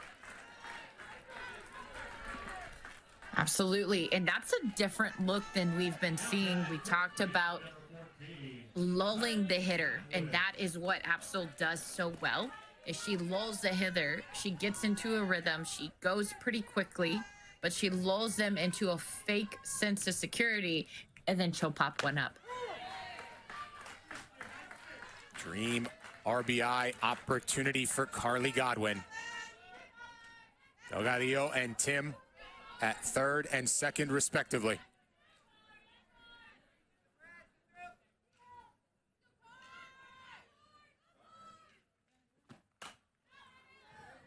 But quickly 0-2. Highest leverage moment of Apsell's young Florida State career. And this is where we want to see both sides be tough. Apsell, be tough. Get out of this huge moment for your team. Carly Godwin, reset. Get an RBI right here. Being disciplined, battling back. Like you mentioned, we haven't seen too many at-bats that have been lower in 3-pitch, 4-pitch, 2-pitch at-bats. They have extended all the way, making Apsell throw the ball into the zone.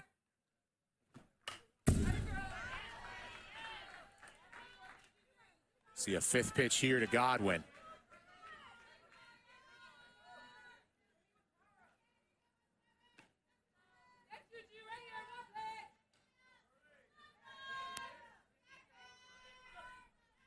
Cocha, Lonnie Alameda, pretty quick to put Apsell in, so we'll see how long. She wants to let her go. Oklahoma State shortening it bit by bit. That'll continue.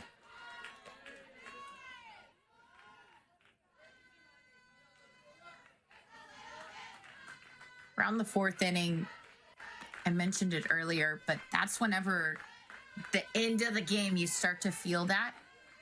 For Oklahoma State, for them, that is typically where they soften. You want to see them buckle up. You want to see them get hard. And yes, it's a first game of preseason. I know I am being tough, but Oklahoma State, they have been to the World Series time after time after time. Last 4 years.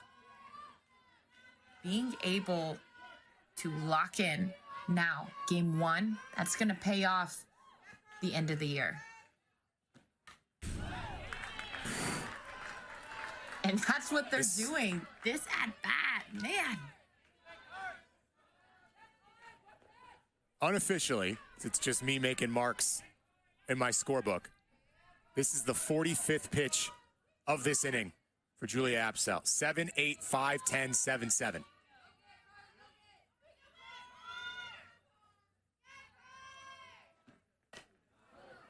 Godwin, the little tapper. It's enough. So Julia Apsell has to work hard for it, but she does limit the damage to the 1 run on 1 hit. That came off the bat of Megan Delgadillo, who is already going to rewrite her record books in her very first game. Right now, Oklahoma State in control by 3.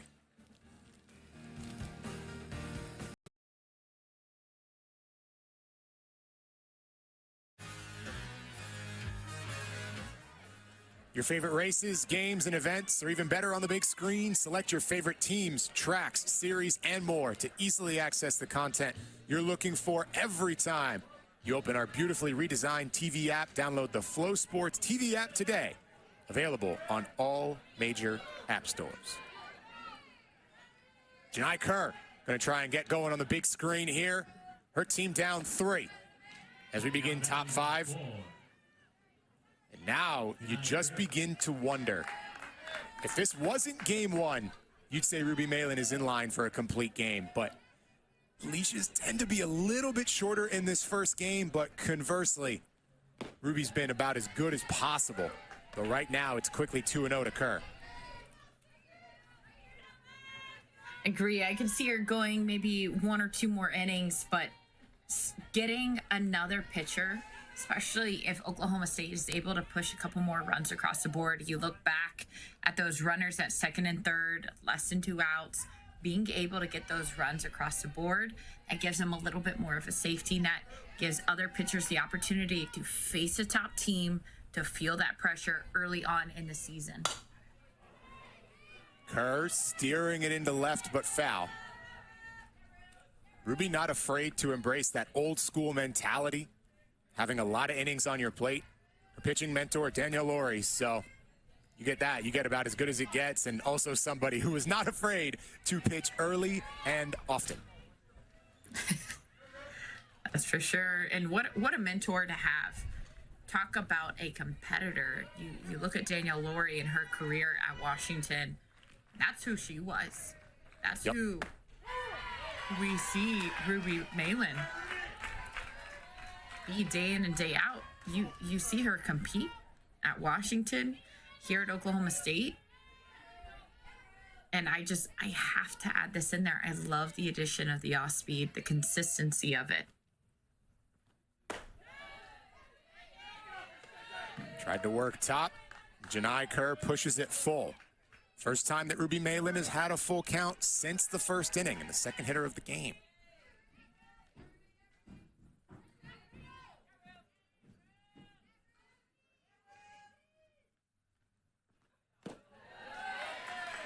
Quality PA.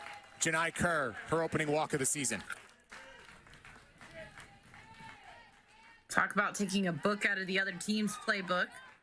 Oklahoma State disciplined last inning, making the pitch count go up. Florida State, same thing. They know that Ruby Malin, she likes to attack.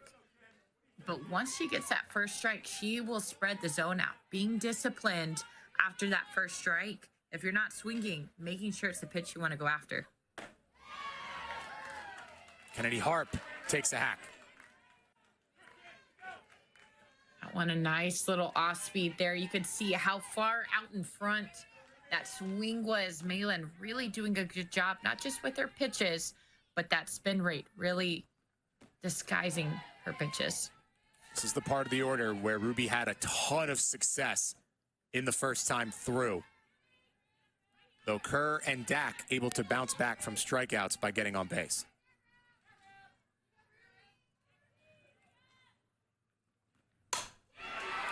That's hit well and dropped into the grass. Kennedy Harp sends it all the way to the fence. Kerr will hold at third. Kennedy Harp's opening offensive salvo of the year puts her on second. Talk about an adjustment right there. Nice job by Hart. Being able not only to stay on that pitch, but be able to get that bat through extension, to keep that body posture, to enable that ball to go into the gap. And I do have to say, that ball out in left field, the fact that it got past, that's an easy stand-up double. Recognizing that right away, getting that ball in, knowing that these runners are going, that was important for Oklahoma State. That was big that they didn't allow another run to score for Florida State. The last time we had a meeting in the circle, it lit the fire under Malin, and she powered through essentially the entire Florida State attack. She'll try and do it one more time, but now Back-to-back base runners for the first time pretty much all day. She's getting towards the bottom half the second time through the lineup. I think the point that Carrie Eberly, the pitching coach, made to her is we have to be a little tighter. We don't want our misses to be too much over the plate. And these things happen. We'll continue to adjust and move on. But stay in the game, stay competing, stay where you are, stay with your pitches.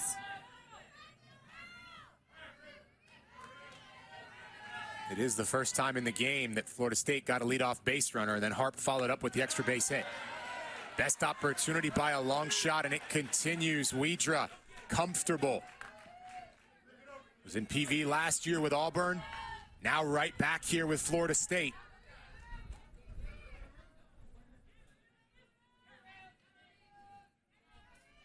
Enjoying the surroundings and the 2-0 count. Widra high into right. Plenty of room for Tim to make the play. And Florida State has their second run, doubling the offense on the sac fly. A good AB from AB. Annabelle Widra, her opening RBI with the Noles. The Seminoles, top of the order. First base, number 12, Amaya Ross. That was a great at-bat. She just got underneath that just a little bit. But that inside pitch, the way that she was able to stay in place, her body didn't shift forward going to meet that. That's what made that fly ball as deep as it was. That's what enabled that run to come in. The speed Kerr has, that was a no-doubter. Speaking of speed, here's Amaya Ross.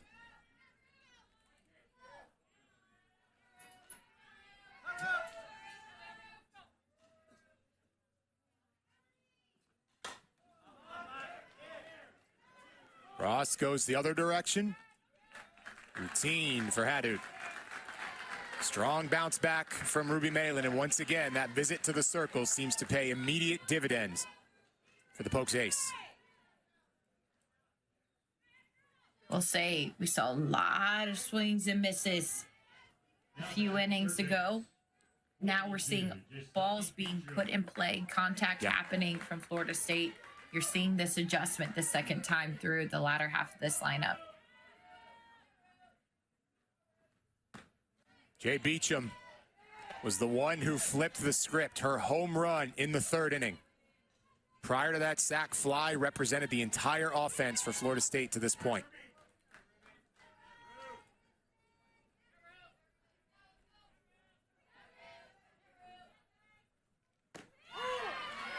Twirled the off speed.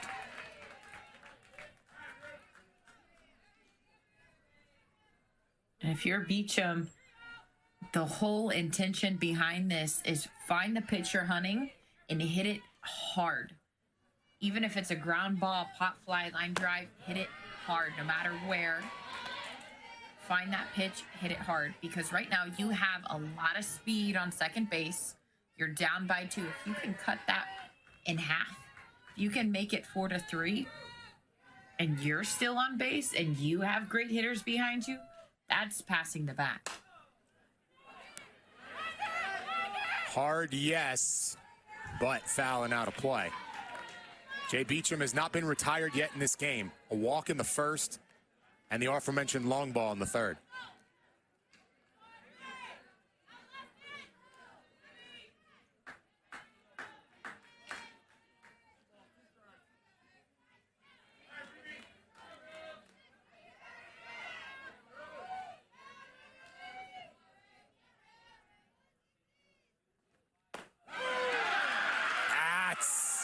A great time for a strikeout. Ruby's 9th comes in clutch. Florida State does add 1 run on 1 hit. They started out with a walk and a double, and then Malin slams the door. Oklahoma State still doubling up FSU in this top 10 battle.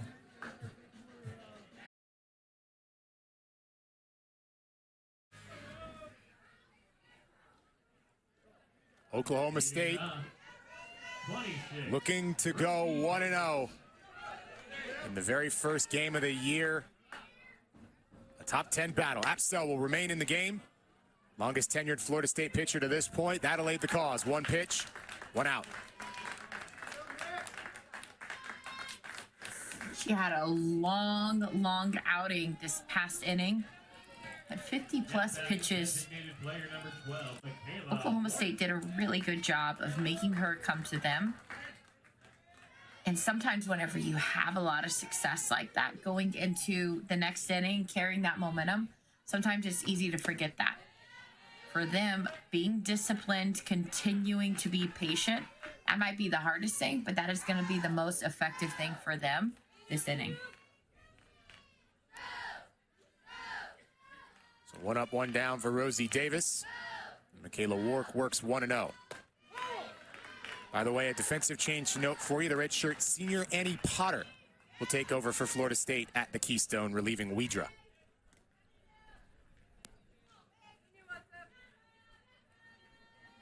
Which might make you think that Wedra is the next pitcher after Apsell. We'll see. A lot of options for Kocha, as you'd expect from this Florida State team.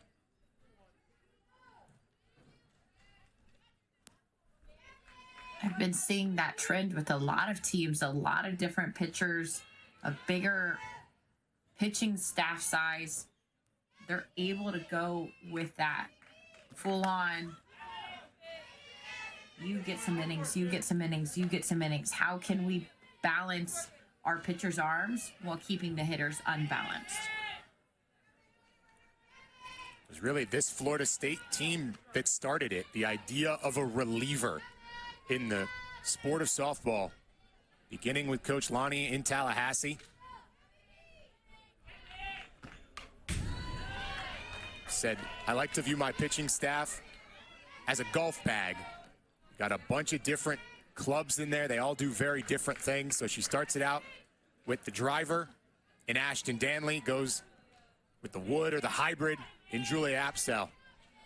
We'll see what the iron game and the short game is for Florida State. I guarantee you, whoever they bring in is far better than my short game, which would have an ERA of about 35 to complete the metaphor as the battle continues between Wark and Apsell.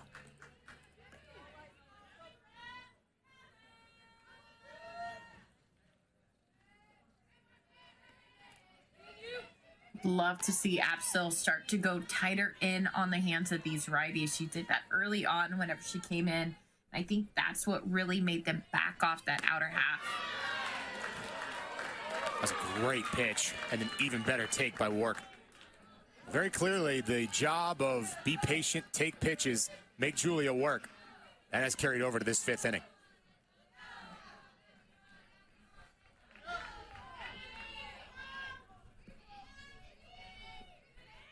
The work to work will continue. Eighth pitch.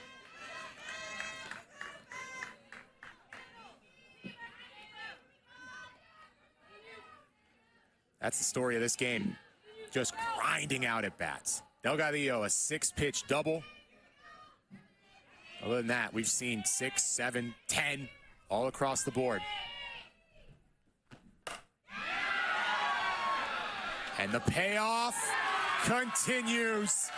The 8th pitch manufactures a home run for Michaela Wark.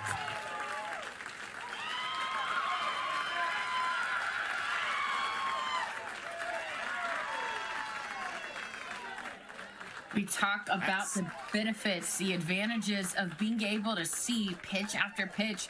Whenever you get to 8 and your teammate before you, she got to 7 and 5 and 8 and 10 and 7. Whenever you have that high volume, that is what happens. You're able to anticipate, to predict the patterns, and be able to sit on the pitch and let it ride. That one's going to feel pretty special for that squad right there. Michaela Wark last year tears her knee against Oklahoma, still finishes the year out strong, misses fall ball, has surgery on both knees, and then in game number 1 goes yard. A Wark bomb forces the pitching change. We will see the sophomore Mimi Gooden on the other side, Michaela Wark, back and healthy in 2025.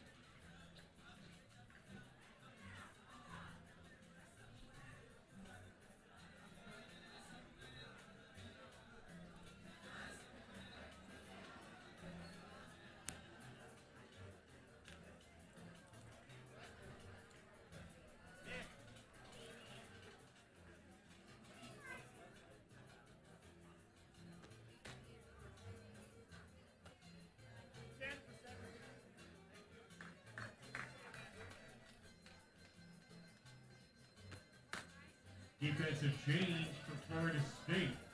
Now pitching number 10, Mimi Gooden.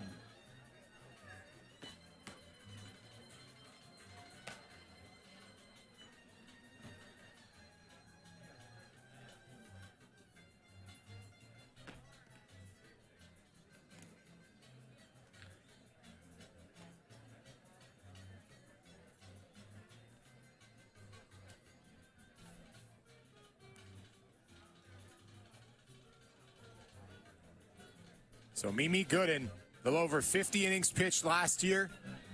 Appeared in 25 games, starting 11 of them. Another power pitcher. Has aims at being an Olympic weightlifter. Right now, she'll try and utilize that strength here to keep Oklahoma State at bay. As the Cowgirls answer the one run in the top half with one of their own, a Wark bomb.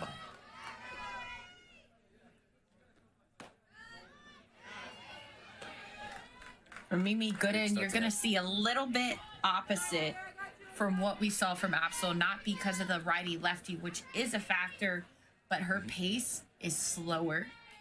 Her speed, a little bit slower. That's lobbed into center. And that got lost in the Puerto Vallarta sun. One of those games for FSU right now. Hadhoot slides into second safely. It's a good pitch, but you can see exactly when she loses it. I think the hard part about that was Harp was underneath it for so long that other outfielders didn't assume that they had to cover. Getting off the rails a little bit now. Lost in the sun, lost in the dirt for a moment. The powerful Talon Edwards at the plate and Hadhoot at third.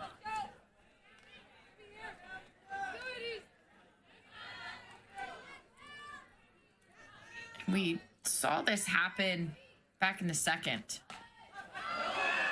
Edwards lays down the perfect bunt. The sacrifice is on.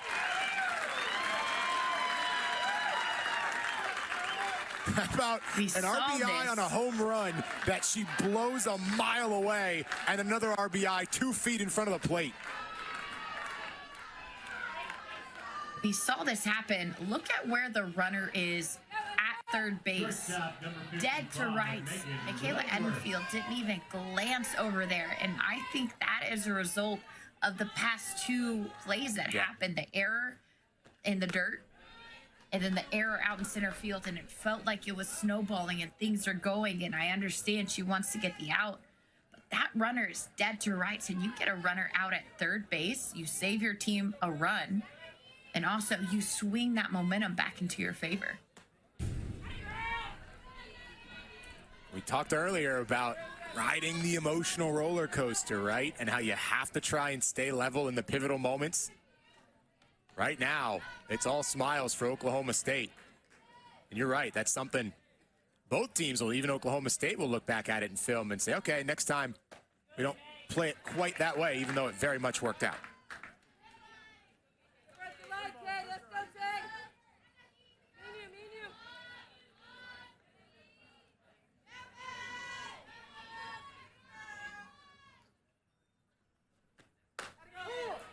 Woodworth watches the cursory strike. But what you're going to see from Gooden is high spin, slower speeds, more movement. So for Oklahoma State, they went from fast, harder pace to slower, more movement. They have to be on the ball a lot longer. And the Cowgirls certainly are. They have adapted to the changeup in the circle perfectly. Bloodworth on base, second straight time. Now batting, center fielder. And this is where I'm pleasantly pleased with Oklahoma State.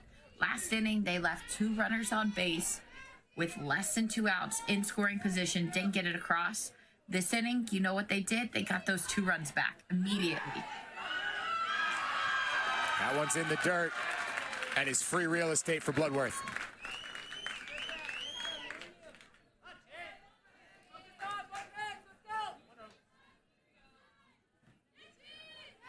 It's a great stop by Eden Fields, but again, the way that Oklahoma State has been reading these balls in the dirt. A huge out to finally stop Delgadillo.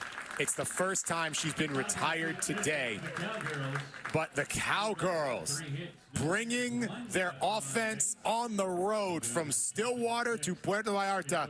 They have only been stopped in 1 inning of this game. In the 5th, 2 runs. And if there is to be a comeback, you get the feeling it has to start right now. The good news for this Tallahassee squad, Torres, Edenfield, Dak, players capable of beginning that run in a hurry. Ruby Malin begins her 6th inning of work outside. Leading it out for Florida State shortstop, 3, Isa Torres.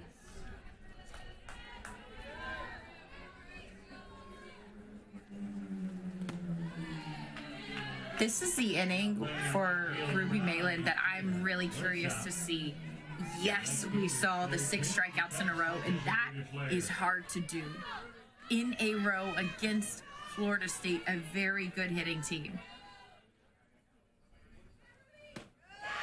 But what I want to see is in the 6th inning, as she's going through the lineup for the 3rd time, what does she do? How does she adjust to keep these hitters off balance? Because these are smart hitters. They make adjustments quickly. What does she do to keep them off balance? That's the Ruby Malin that I want to see. I want to get a glimpse into that, of who she's going to be for the rest of the season. Right now, early returns say she'll be exactly what she was at UW, which is an absolute firecracker of a pitcher.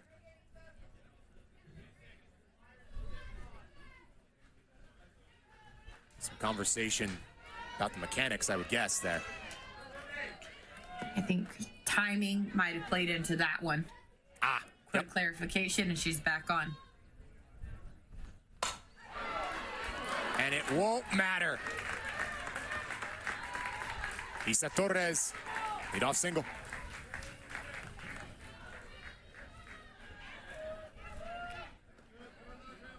Now batting the catcher, number For her, this is her wheelhouse. Those pitches elevated in, up. That is where she's able to get a lot of her power from. And so being able to know that Malin will probably start to elevate these pitches, getting a hold of that, I think that's important. And with that hit, Michaela Edenfield's coming up. It looks like there may be a switch here in the mound. This 3rd time through, so far, Malin has had mixed number. 4-3 ground out and a strikeout.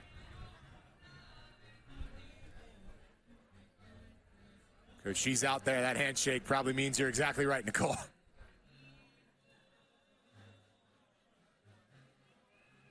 I think this is a smart move from Oklahoma State. She looked great. She looked great this game, but 3rd time through, it's a hard time to get through 3 lineups in a row.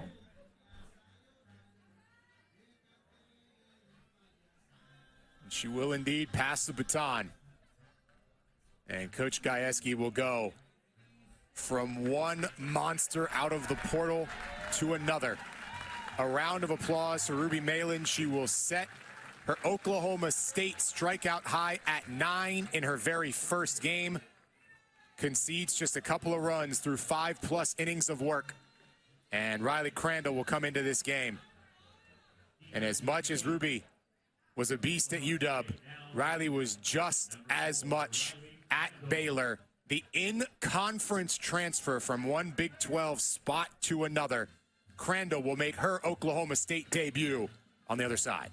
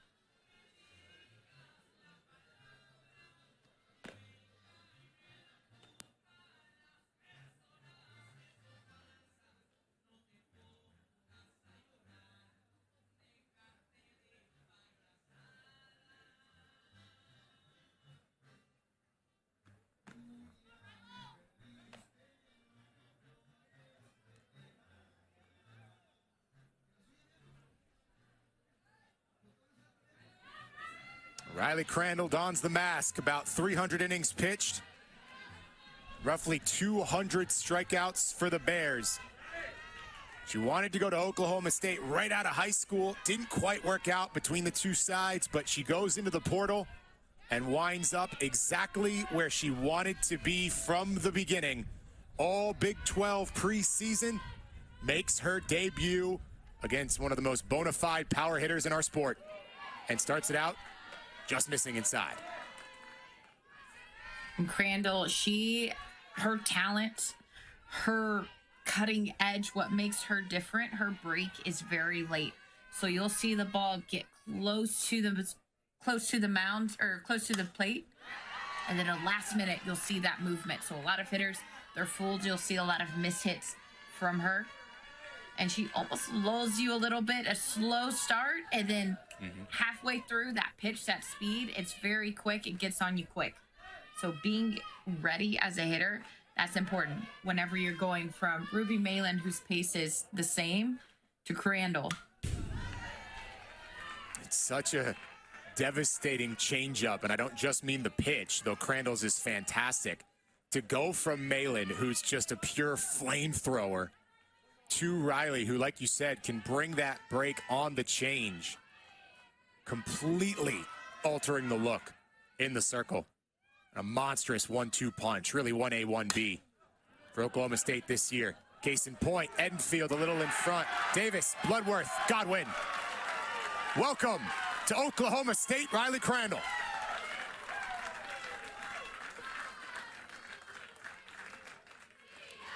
How's that for a little turn two?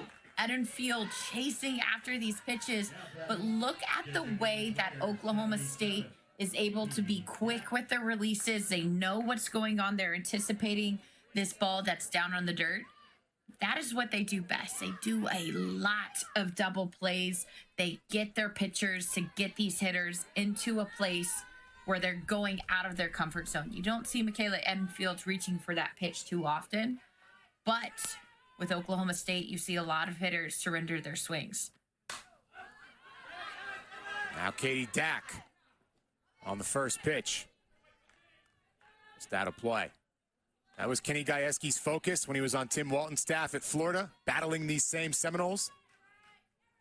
And even now, as Greg Bergeron comes in, joins this staff, focusing on the defensive side. Those two have been friends for a long time. This group better for it as they crisply turn the double play opportunity.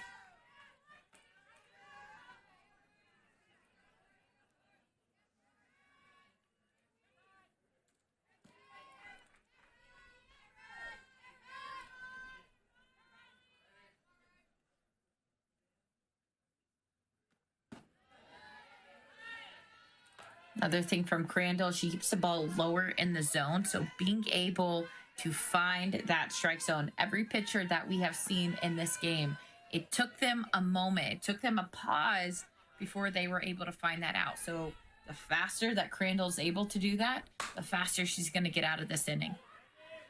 Slow roll, Bloodworth. Smooth as always. An elite defensive short answers the bell, and it's the infield work for Oklahoma State showcasing in the inning. Riley Crandall makes her debut The Cowgirls say, forget the snow, forget the fact you can't get outside. It's sunny, and it's perfect.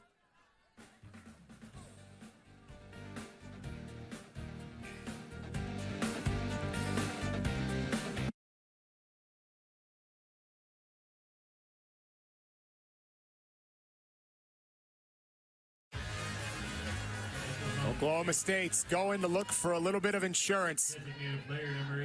As we go bot 6, the home side up 4, looking for a little more.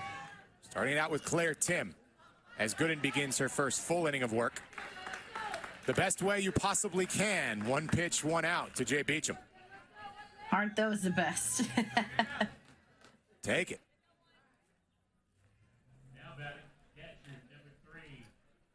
Especially against Tim, who'd already walked twice in the game. Now here's Hassler.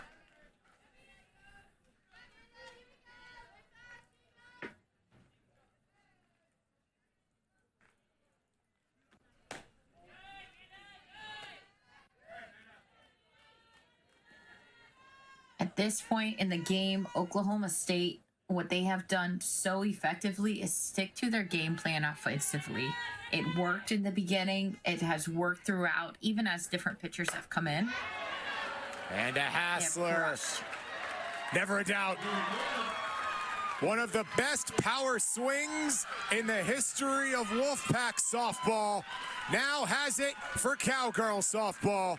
Her first with her new team, and it's to the biggest part of the yard.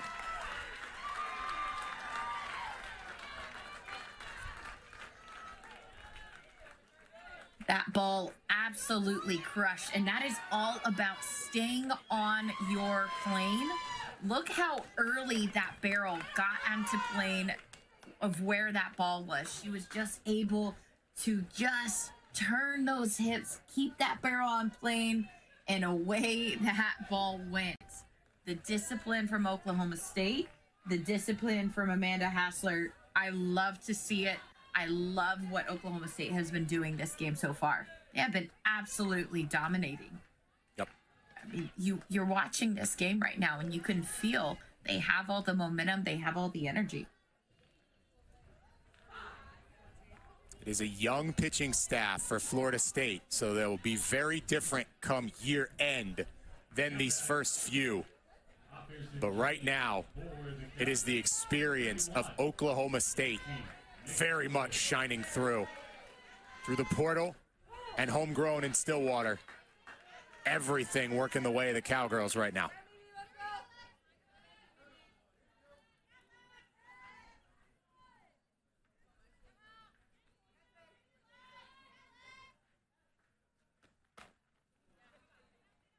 Lexi McDonald into pinch hit. That's the other part of the equation. It has been a challenging day, whether it's a ball lost in the sun, one in the dirt, or right there that just sneaks away from Potter.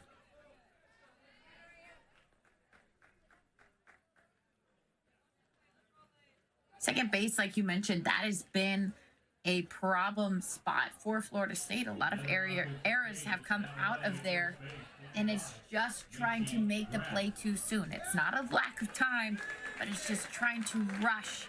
And this is a game of preseason, so thankfully, Florida State, they have plenty of time to get this worked out. You want to get these kinks worked out now. You don't want to have to go through this later. But the biggest adjustment from this game to their next, slowing it down. A career debut in the pinch hit role. A top 10 recruit. Current member of the Israeli national team. Vanderwater is going to step in for the first time as a Cowgirl.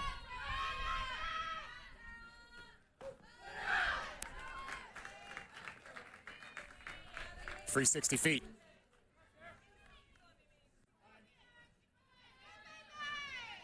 Graff, the runner. AC Graff takes over and stands at the Keystone. A barrage of substitutions from Kenny Gajewski with his team up 5. And we talked about being able to get your athletes in to get this experience against a top team.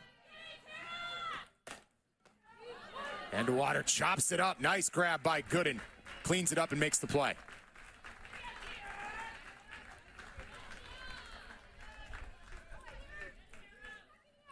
Even if the ground ball is a result, just getting that experience in. And like you said, that was a great snag by Gooden, being able to reach up. Good communication over there at first from Ross, letting her know, hey, come to me. Don't even worry about that runner right here.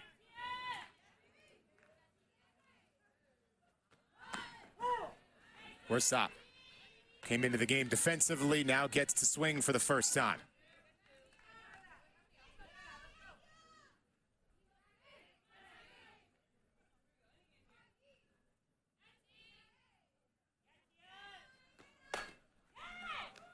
Warsop chopped it up, and the infield defense, sterling for Oklahoma State, still finding its footing for the Seminoles.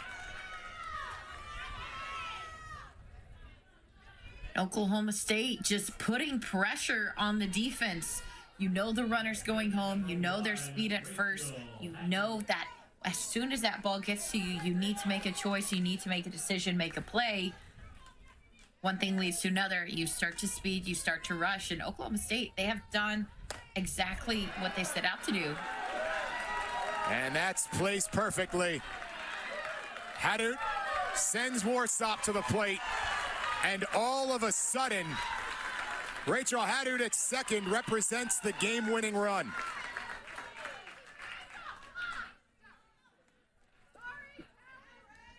Knowing what you're hunting for and going after it, that is what Oklahoma State has been doing. This is a ball that's not too far on the plate, not trying to do too much with it, but being able to stay through on extension and get those runners, those aggressive runners, seeing that over at first as soon as that ball's in the gap. That's it. I'm scoring, pushing the limit.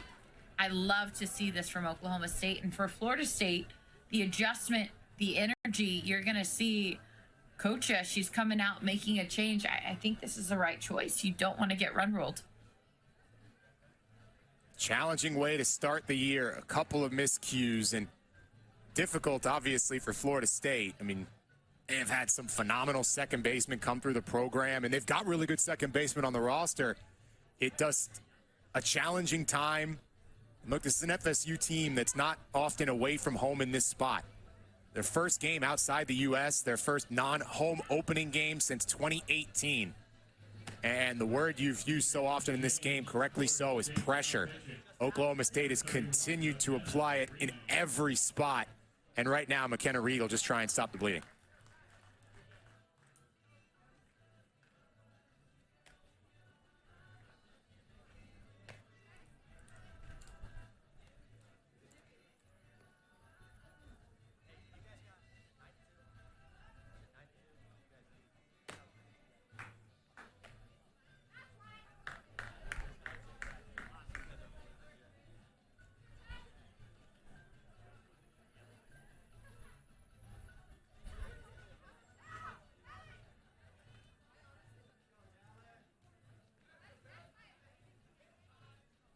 McKenna Reed, talented player. You look a couple years ago, she goes sub-1 ERA, 0.97. All freshman team, a sterling 13-0 mark. Working her way back from a back injury in the late stages of last year. At the moment, she comes in the unenviable spot, being asked to not give up a single run with the game-winning run 120 away.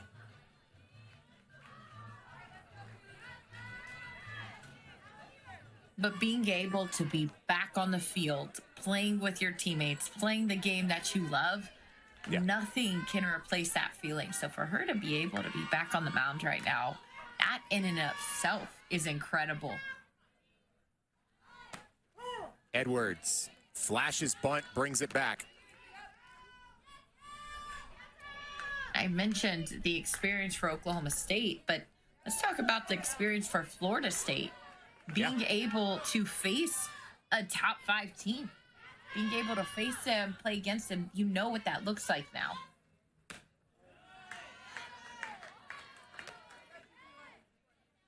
It was not done by accident for either of these two programs.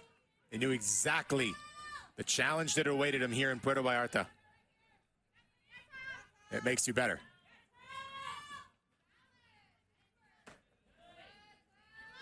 That's a characteristic of all the best teams. Yeah. What can I do to make my team this much better? This much better is the difference between winning and losing. And if we have to learn that game 1 against Oklahoma State, Florida says right on.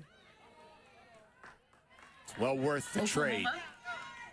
Oklahoma State says the same thing. And that kind of mindset, that kind of culture, you're going to see success come out of there because they are open to making themselves better. They are pushing themselves to be better.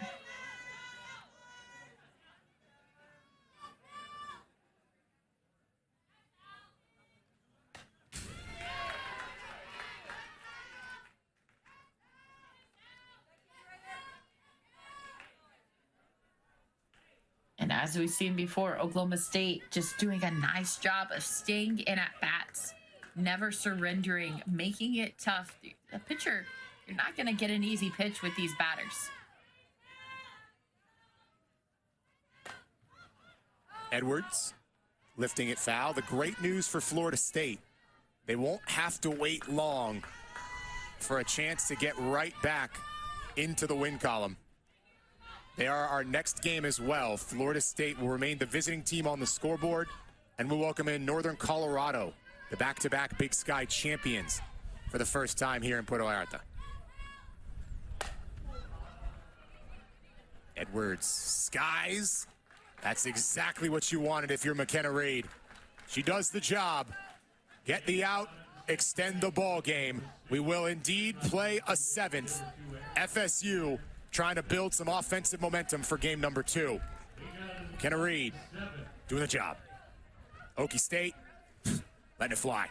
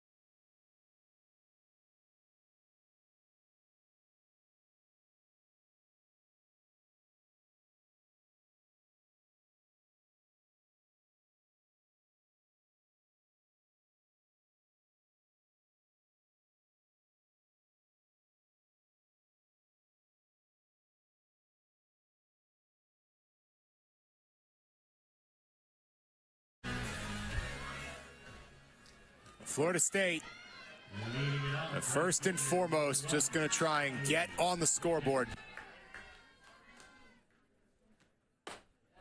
Build some extra energy headed into game number 2. Everything else is gravy. Riley Crandall begins her first full inning of work, looking to slam the door and move this top 5 Oklahoma State team to 1-0.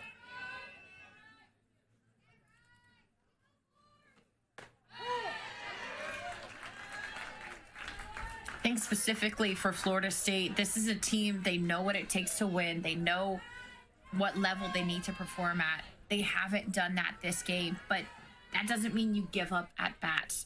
Making the most of every single pitch, every single at bat, the rest of this game is going to be important for them. That prepares them for next game. That prepares them mentally, their mindset, what kind of team they are. So staying locked in, even though the score necessarily doesn't reflect that, being able to stay locked in is going to be key.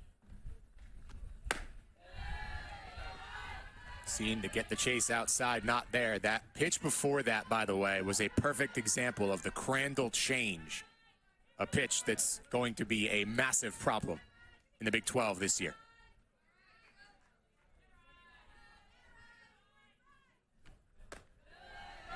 Good eye by Waycaser on the last couple. If you're Crandall, let this ball fly. Your team is up 9-2. Let's go. Let's attack. I love to see how she pitches whenever she is going at hitters. Tried to nibble. Too much rise. Waycaser on base for the first time.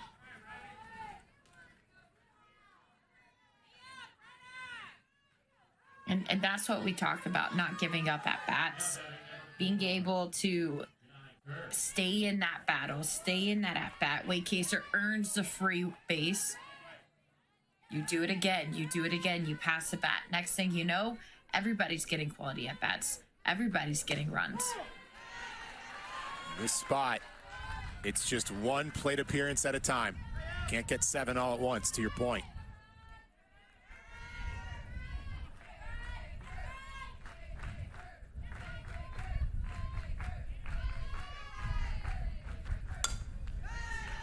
Kerr got about halfway through. Godwin and Davis came back into the game, by the way, playing first and second respectively. The defensive change is the entrance of Audrey Schneidmiller at the catcher spot. Hassler looking to get a half inning of rest here behind the plate.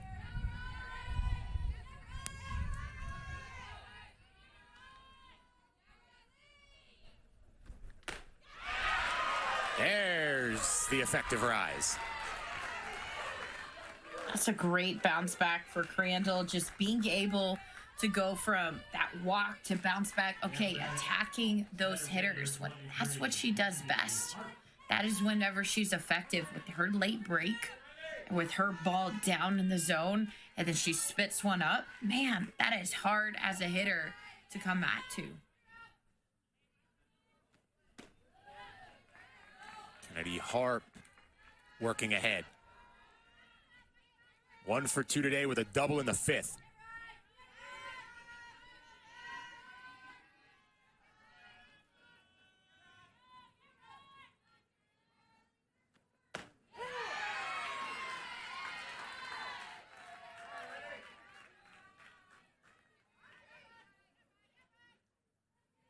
Next game for the Cowgirls tomorrow at 4 p.m. Central. They will take on Louisiana Tech on the back end of the Bulldogs doubleheader. They play FSU in game 1. Harp hammers to center. See ya.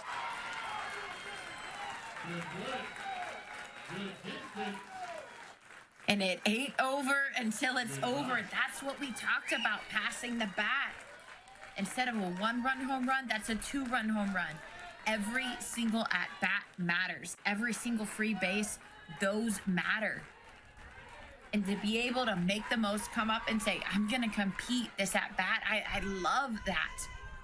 This swing, this pitch is elevated a little bit high. She didn't even get all of that, and look how far out that ball goes. The strength, the speed, it's all there for Florida State. It's just about getting it consistently. And that pitch, it was there. Just got better and better as last year went on. Tremendous experience as a freshman. And Kennedy Harp starts her sophomore campaign with 2 extra base hits, a double, and a 2-run home run. Not a bad day. No, you take that every time. Annie Potter came into this game defensively. Yeah, exactly. That's where you say, but wait, there's more.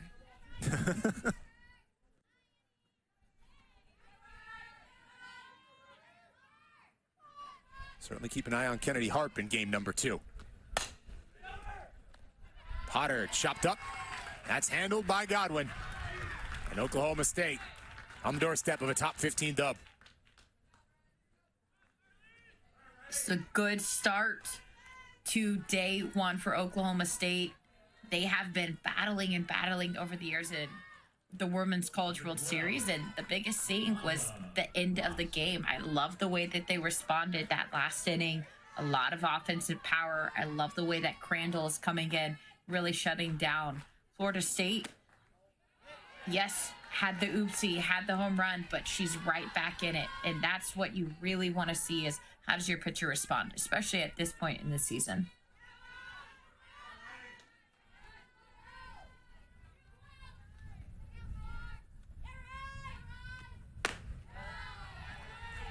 Ross working ahead as well.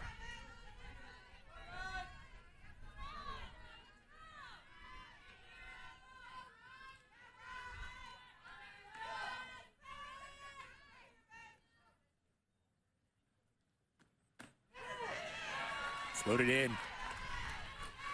Not necessarily say she needed it in a 5-run game, but momentum definitely beginning to have a Garnet tinge.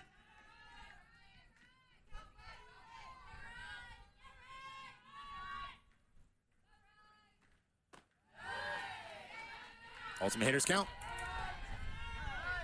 Good battle here. That's what you want to see. Every single pitch, not chasing, not giving way to pitchers' pitches. You're on the hunt for your pitch and your pitch alone. My Ross works the walk. The speedster stands at first.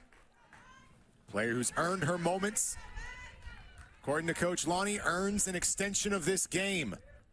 Jason E. Beecham will try and do the exact same thing.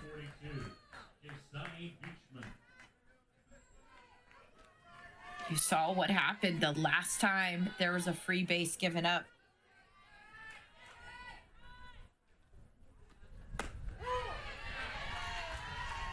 Adelaide the cause.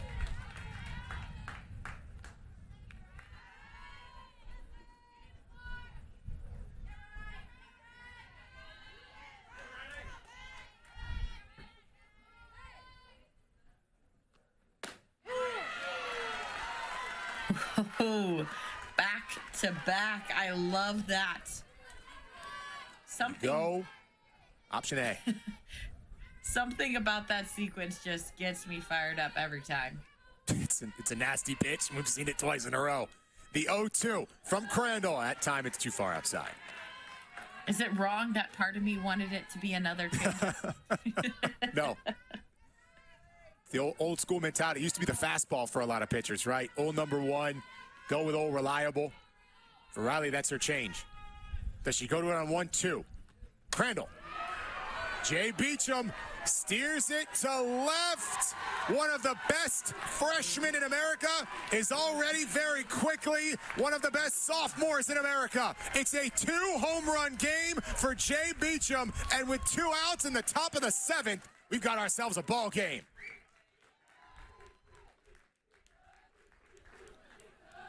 Just like we were guessing.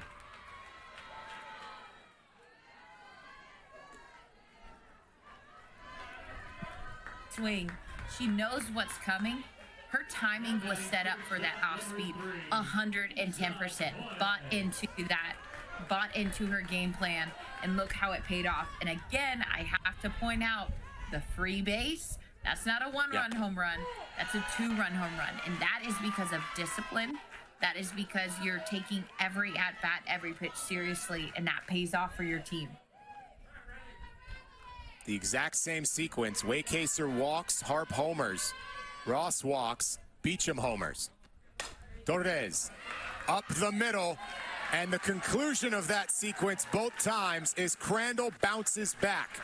So the FSU offense does build some momentum headed into their second game, but Oklahoma State will nail down a top 15 victory, and in their search of a 5th straight trip to Oklahoma City, the Cowgirls are 1-0. What a game for Oklahoma State to come out and really make a statement, not just to Florida State, but to the softball